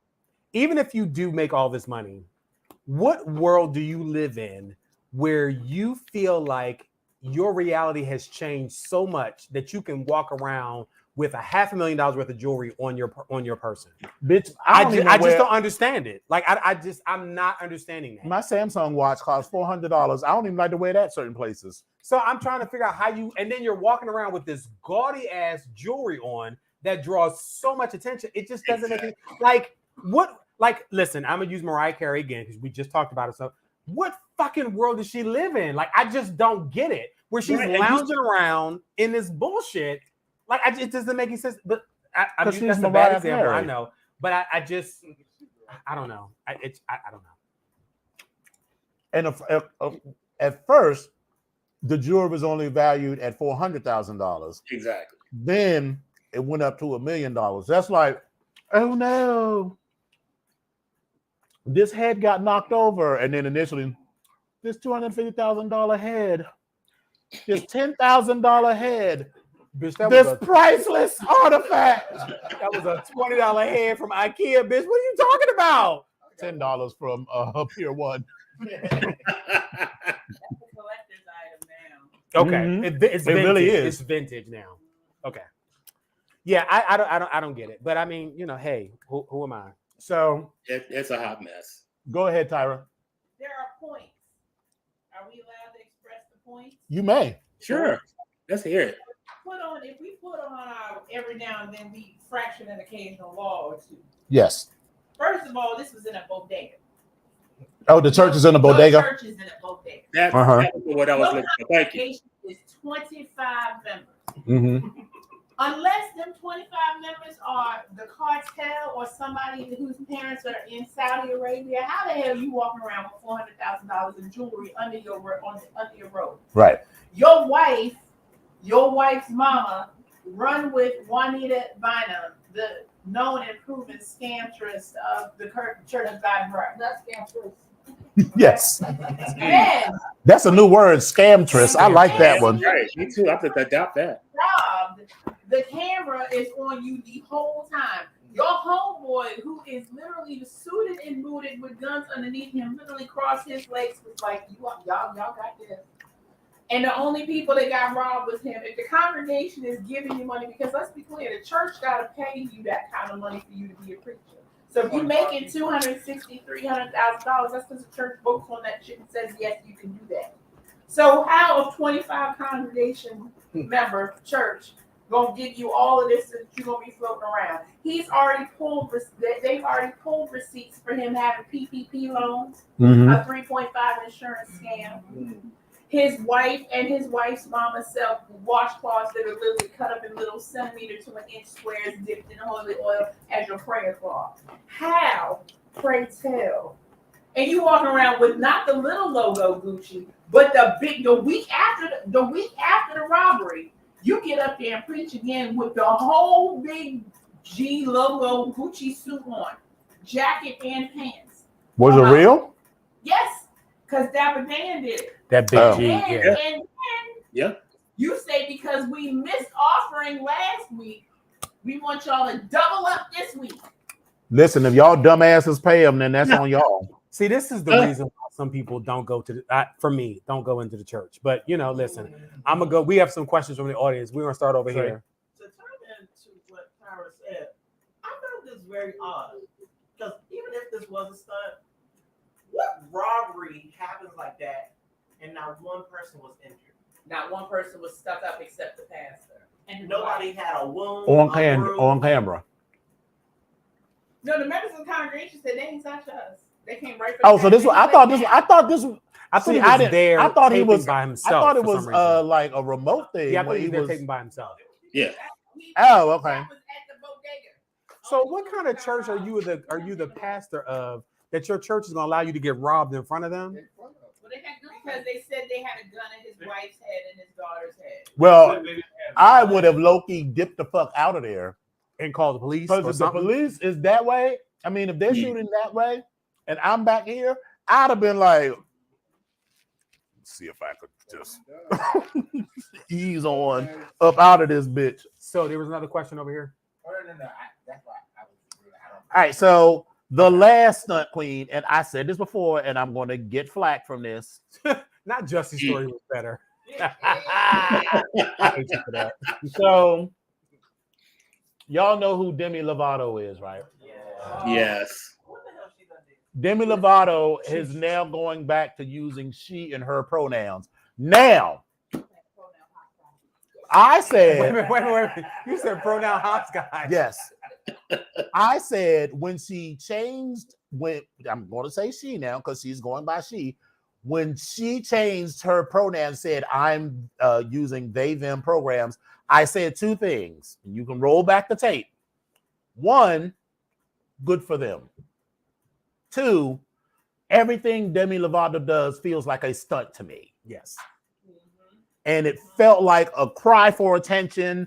She'll be like, oh, I tried to commit suicide. So that gets her name in the news. Oh, I'm an alcoholic. That gets her name in the news. And then now she, goes from using they, them pronouns to using she, her. And, listen, on one hand, it's cool because, people do. But for her, it feels like a stunt because what she said, and I'm gonna use this, fake white Valley girl voice. Like I've actually adopted the pronouns of she, her again, especially last year, my energy was balanced in my masculine and feminine energy, so that when I was faced with the choice of walking into a bathroom and it said women and men, I didn't feel like there was a bathroom for me because I didn't necessarily feel like a woman. I didn't feel like a man. I just felt like a human. Okay, girl, well, and if you feel that way, then stick with they, them. You know, this going back and forth just feels like a way to keep your name. And for people who legitimately have these sort of struggles, it makes their struggle trivialized. It trivializes it exactly because now it's this big media thing where it doesn't have to be. It's like, girl, if this is where you are and what you're doing, then just do that. Why does it have to be this media announcement? Why do we care? Yeah. You know, and then you have to break it all down about balancing your masculine and feminine energy. Okay, girl, that's cute, but that's not folly for the world. That's for you to work out within yourself. Yeah, right. I agree. And so I'm nominating her for Stunt Queen. So between Casa Ruby, this pastor, and Demi Lovato, those are 3 nominees. Oh, and Iman Shumpert. Yeah, I thought he was kind of Stunt Queen adjacent. That's just a moron. Yeah, well, yeah, that's true. I felt like him and Mystical were like, they're not really Stunt Queen, but they're Stunt Queen adjacent. So yeah, say that. So Stunt Queen, it's stupid as shit. Casa Ruby, the pastor, and Demi Lovato. All those in favor of Casa Ruby? I mean, a scam is a stunt. I'm not quite. All right. So 3, 2, 1. All right. Is that a 1? No. All right. That's closed. Pastor. Bishop Bodega. Demi Lovato. Exactly. I don't. Yeah. Yeah. And so it's kind of. All right. So, what's the pastor's name? Bishop Lamar Whitehead. Bishop Lamar Whitehead, you are the Stunt Queen of the Week. And Stunt Queen! Stunt Queen! Stunt Queen. Yeah. Come on, Stunt Queen. All right. So to wrap up the show, it's time to talk about the drag of the races. Oh my goodness! I decided to direct this little emotion. Are you ready, Legionnaire? I am ready. The Moscato Spumante, and listen, we're gonna do drag race on Moscato Spumante. Are you drink the whole bottle? I'm not drunk. I feel a little touched. I've been eating vegetables, so I'm good. I feel a little touched. So okay, so here we are. Where we are. Okay, so the Queen. This is the scene. This was. Can y'all see the on the screen? Okay, this was the season finale of RuPaul's All Star 7, Queen of All Queens. Mm-hmm. And really quickly, I'm just gonna show you the final looks. Yeah, we're not going through all the shows we missed. But again, here's the thing: the Queens got into quick drag for a final workroom mini challenge. They did a who the fuck is Nude HD X Y and Z? Are we troll? Is this our first troll? No, but it's currently a troll. This is our first troll? Oh my gosh. Oh my god. I blocked him. I know we get. Yeah, we got a troll. Oh my god, thank you. All right. So the Queens got into a quick drag for final workroom mini challenge, and they did a Soul Train line. Right. Yo, hold on. They did a Soul Train line. And they were dancing around with that was a raggedy ass Soul and Train you know line, they were talking about it was a laugh, whatever. But you know, whatever. That's how they did. So at this particular point, we are down to the final. Oh! Before we go there, I feel like we need to open up the Stunt Queen nominations because how did Shay go from being in the bottom to being one of the top 4 bitches? So I thought I was like, this is a stunt.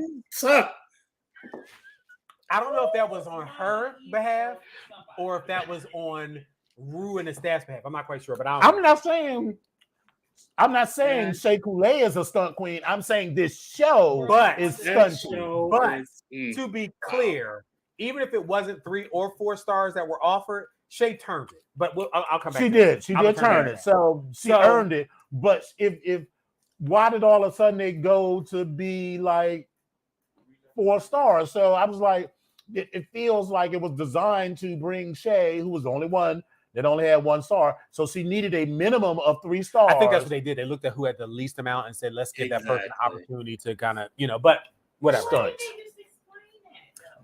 Well, anyway. All right. So anyway, so here we go. With it. So now we got stunts. We got Shay in the top 4. So sure, whatever. Okay. So here's the thing. Rue decided to break this up and do the top 4 queens that were going to be the queen of all queens, and then she decided that she came up with a second title called "She Done Already Had Herses," and she was going to give $50,000 to that particular person.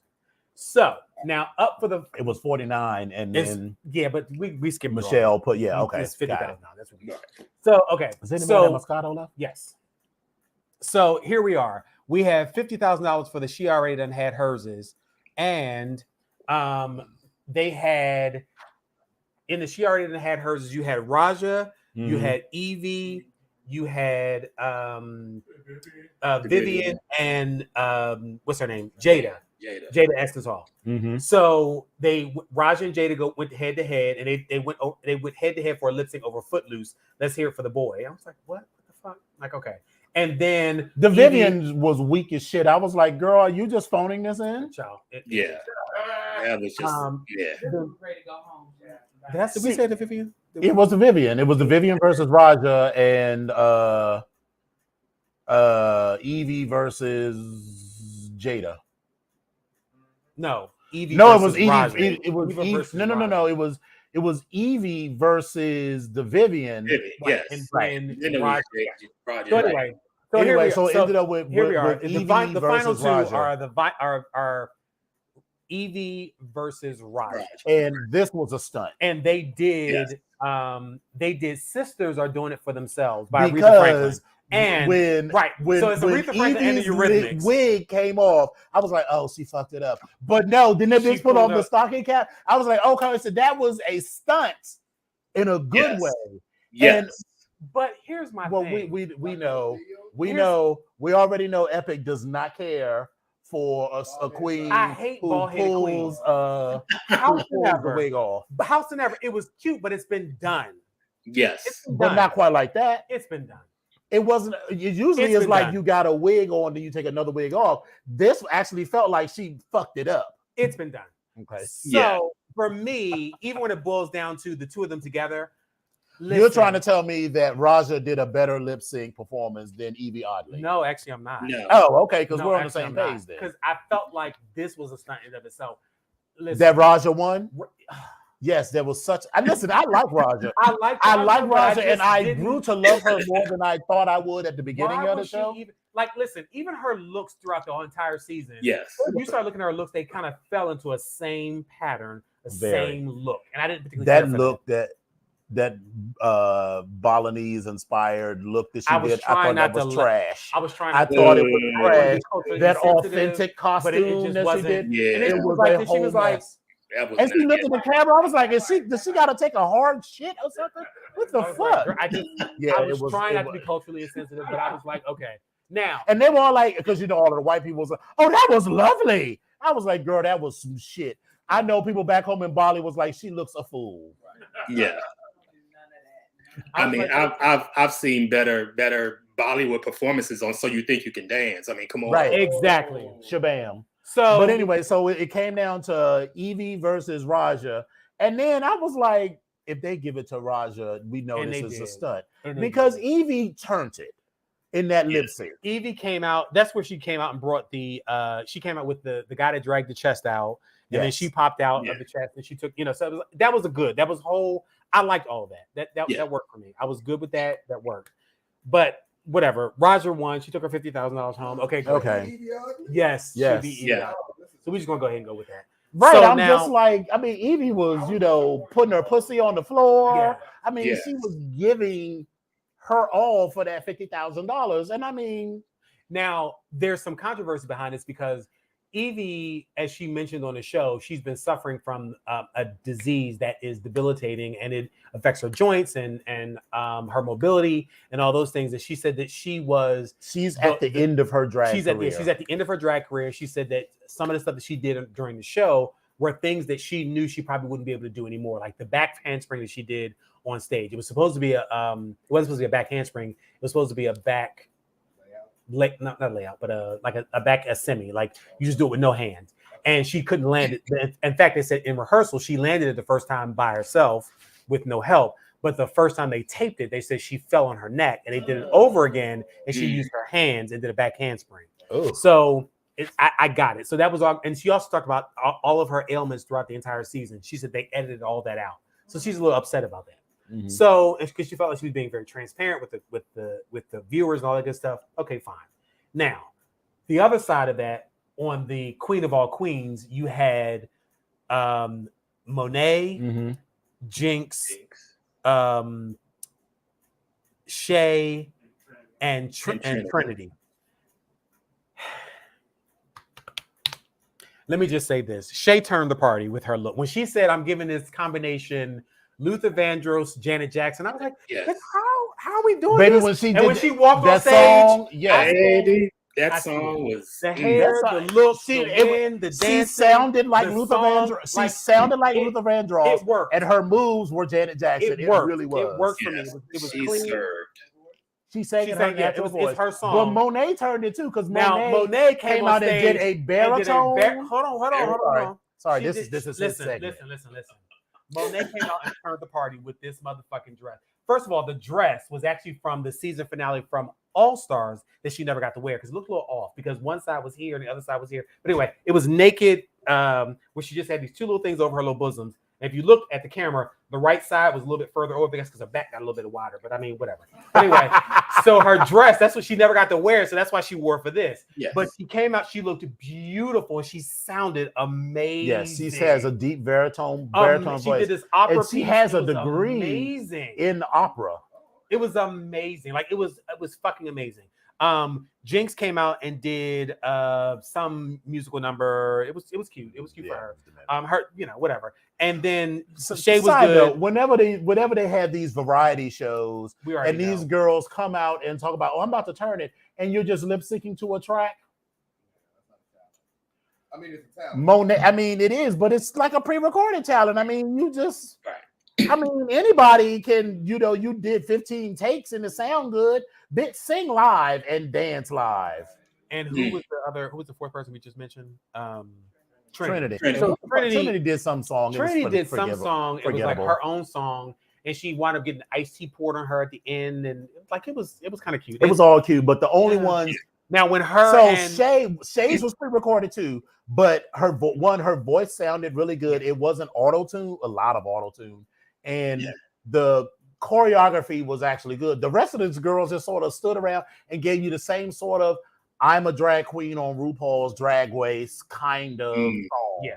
So Trinity wound up going against her twinner, Monet.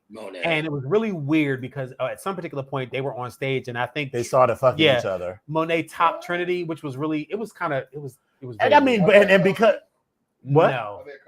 That was just for the lip sync. It was like the lip sync. They weren't actually like, but like, in the scene, Monet gets behind her and they didn't even show it all because I mean, this show was being set up to eventually air on the VH1 and they can't show two dudes fucking on stage. So, and then Jinx, she went up against Shay. And so, although I thought Shay did amazing, Jinx won.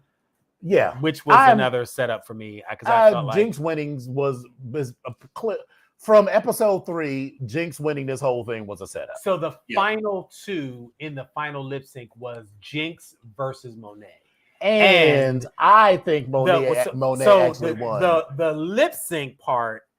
Monet whipped Jinx's ass, and they talked about the cast and Jinx. If you look at the video again, she stopped to look at Monet when she did the Nicki Minaj part of Swish Swish. Like she was just kind of like she was killing it.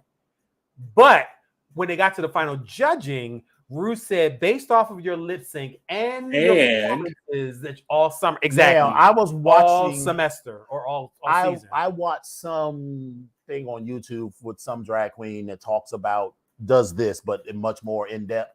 She was saying that if you listen back to it, that part where she says based on your performance and your performance from the season, that part was dubbed over.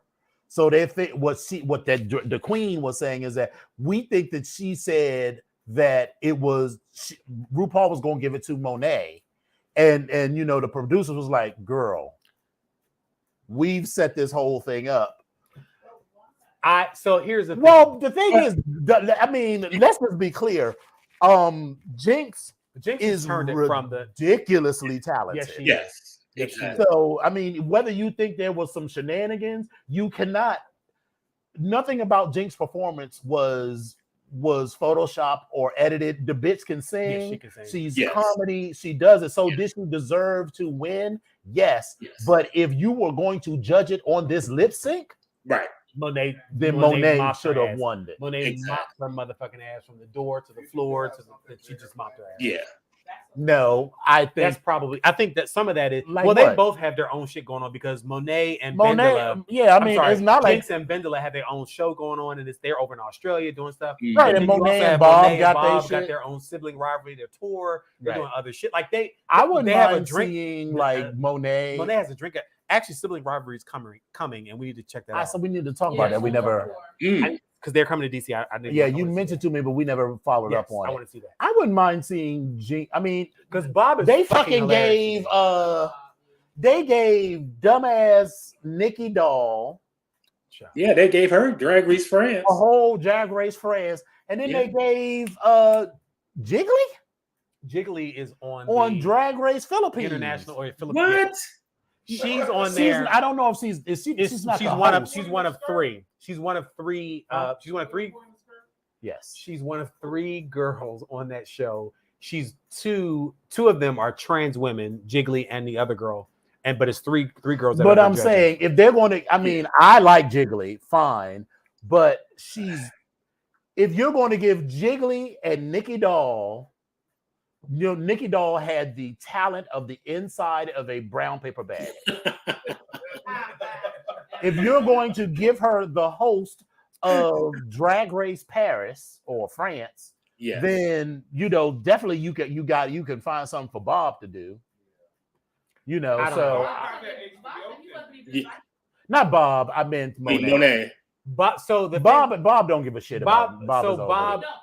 Bob actually said he was not. Yeah. Bob won his season. He's lots of people that won that didn't get invited. They also said that he was not even called. So I believe that they are setting up for a second Queen of All Queens, and it may be maybe they'll do like a 3 Queen of All Queens, and then they'll do like an Ultimate Queen or something. It may be. He is, but did it while she was on HBO. Well, that was before. That was still before. No, when they did it, she was filming We're Here because they mentioned it on the show. Oh, well. They mentioned it. They mentioned it. She was doing We're Here. Okay. Well, so are we going to look at these? Are we going to look at these looks at all, or did you? So okay. Sure. All right. So these are the let's run looks. through these real quick. This is cute, but she do it all the time. Right. It's the same silhouette for me. It's the same. She tries to be so different, and it works for her, and it's great. It's a beautiful. It's a good look, but it's the same silhouette as all of the other shit thing she do. Right. Trinity, listen.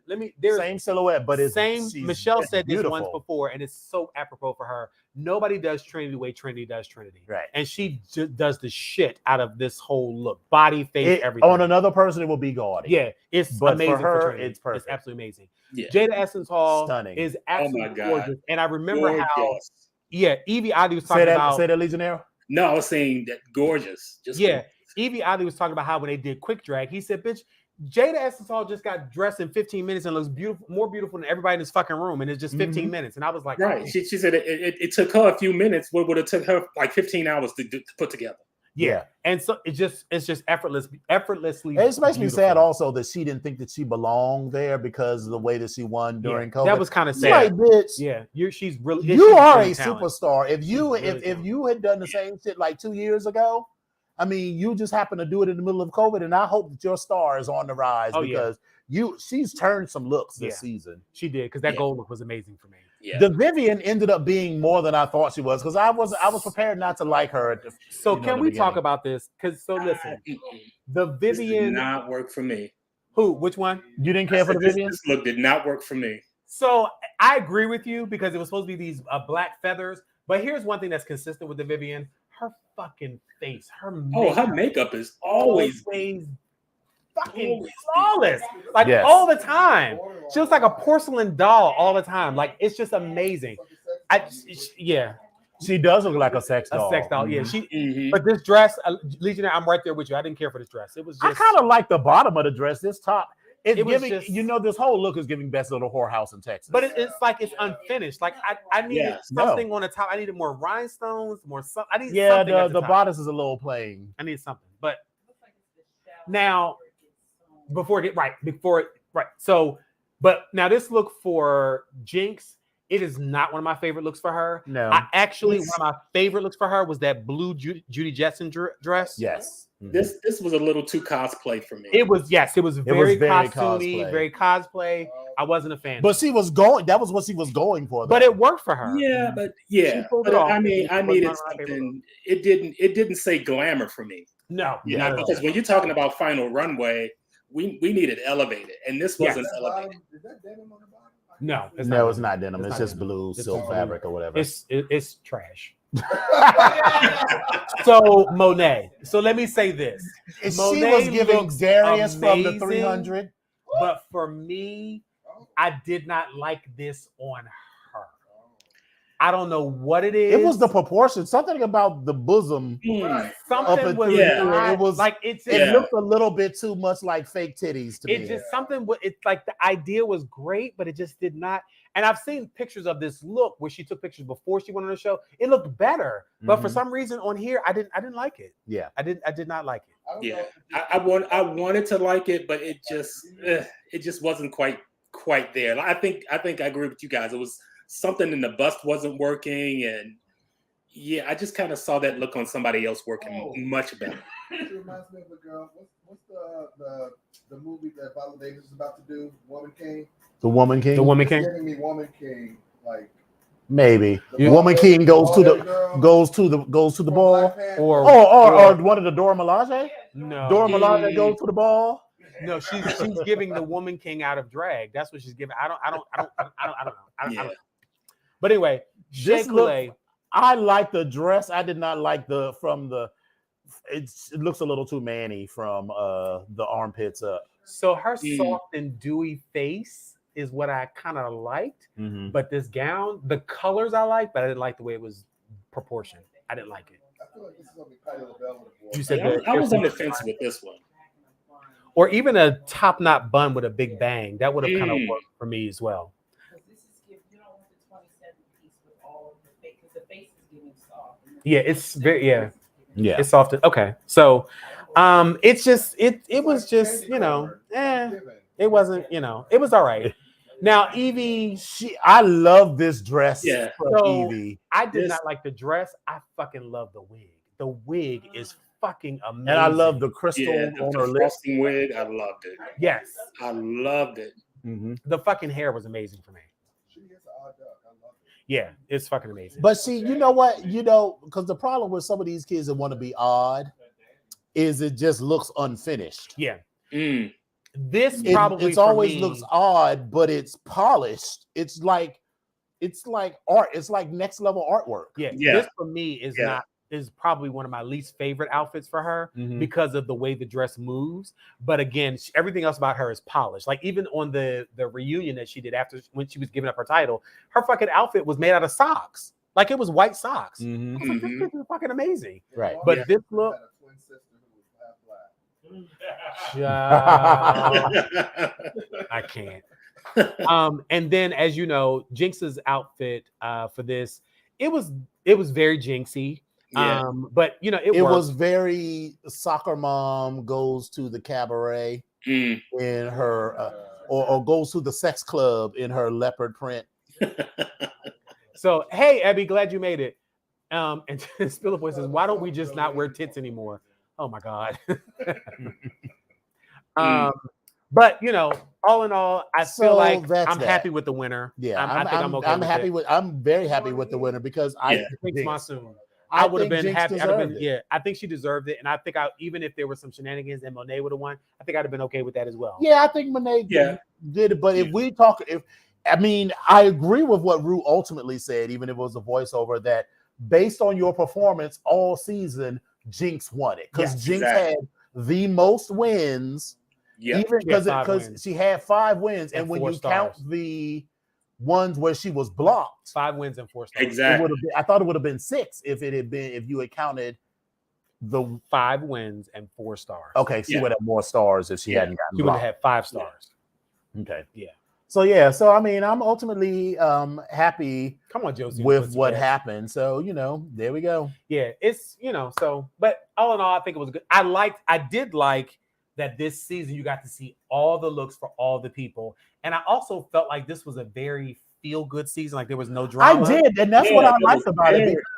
Because that has been my complaint with Drag Race probably from season 2 onward. Because I don't feel like there was a lot of, there was a little bit of interpersonal, but the drama really kicked off on season 2 with the whole shit with like, what's Teeth? You knew what I was talking about. That's what I said, Teeth. Everybody knew what the fuck I meant. With Tyra and all of them. And for me, I love seeing talented men and women, because some of these people, contestants are trans women, talented people convert themselves from their everyday street look to drag and do a performance. That's enough for me. Yeah. I don't need go back to Party City, bitch. I don't need, you used to be Miss Continental, but lost your title, and now I'm the title. I don't need to see all of that. Exactly. I was like, I like that. I like that even when someone didn't win, it was not like, oh, this bitch won. Everyone was seen to be genuinely happy for the other person when they won, and I guess it's because they already won something. Everybody already got a check for at least $100,000. No, Raja only got 20. Right. Raja got Raja got like $10 and a bucket of chicken, but everybody else got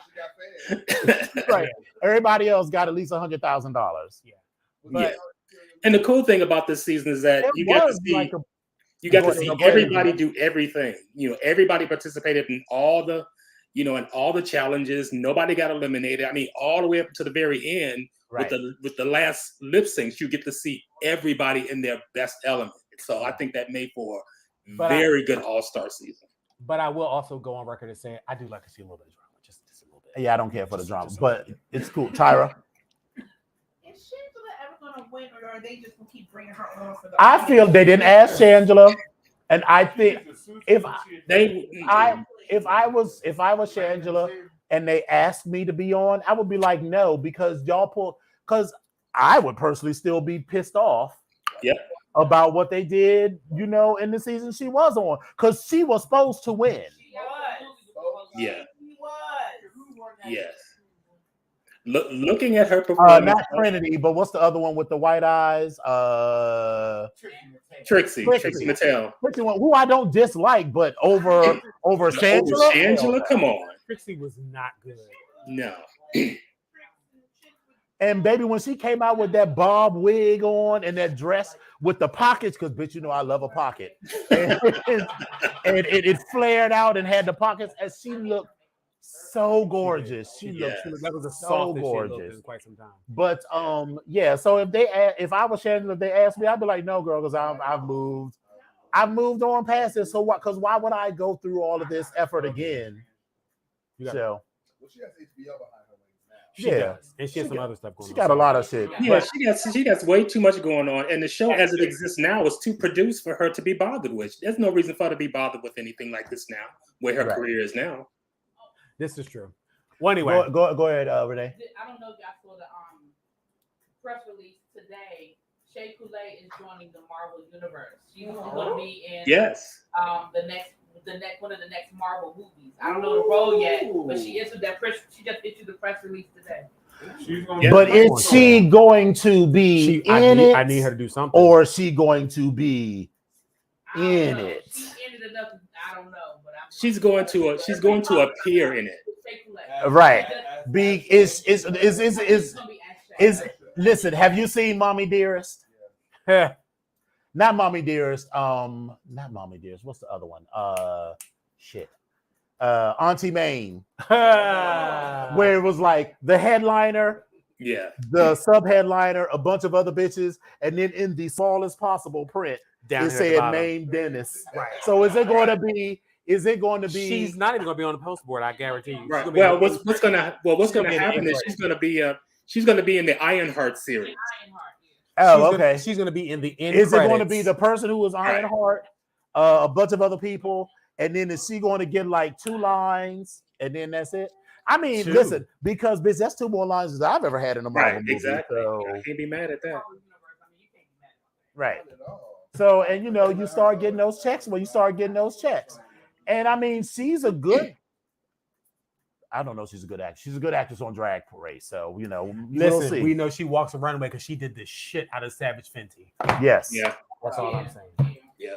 That's well, all right, kids, let's get into this beautiful bean footage.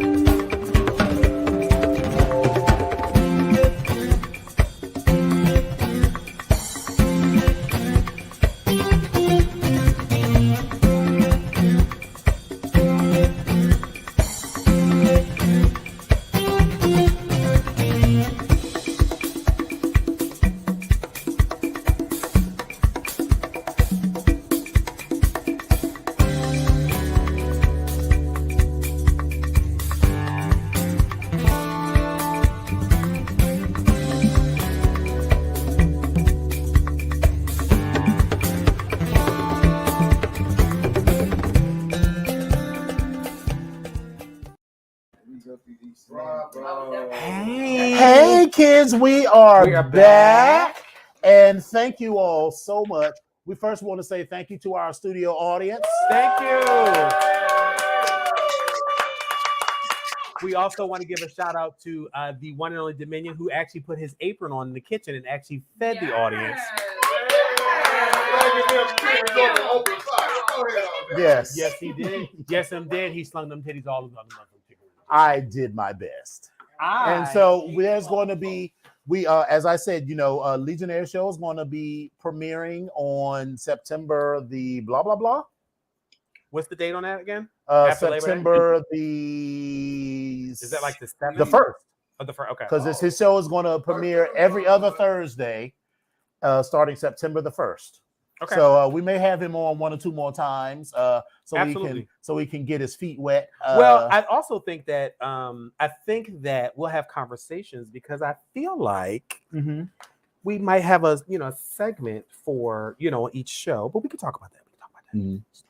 Yeah, so I'm looking forward to talk, because this one doesn't like to talk nerd, but I can talk nerd with my Brista. I can talk nerd for about 2 or 3 minutes, and then after that. So next week we even if he doesn't say for the whole show, you can say as long as you like, baby.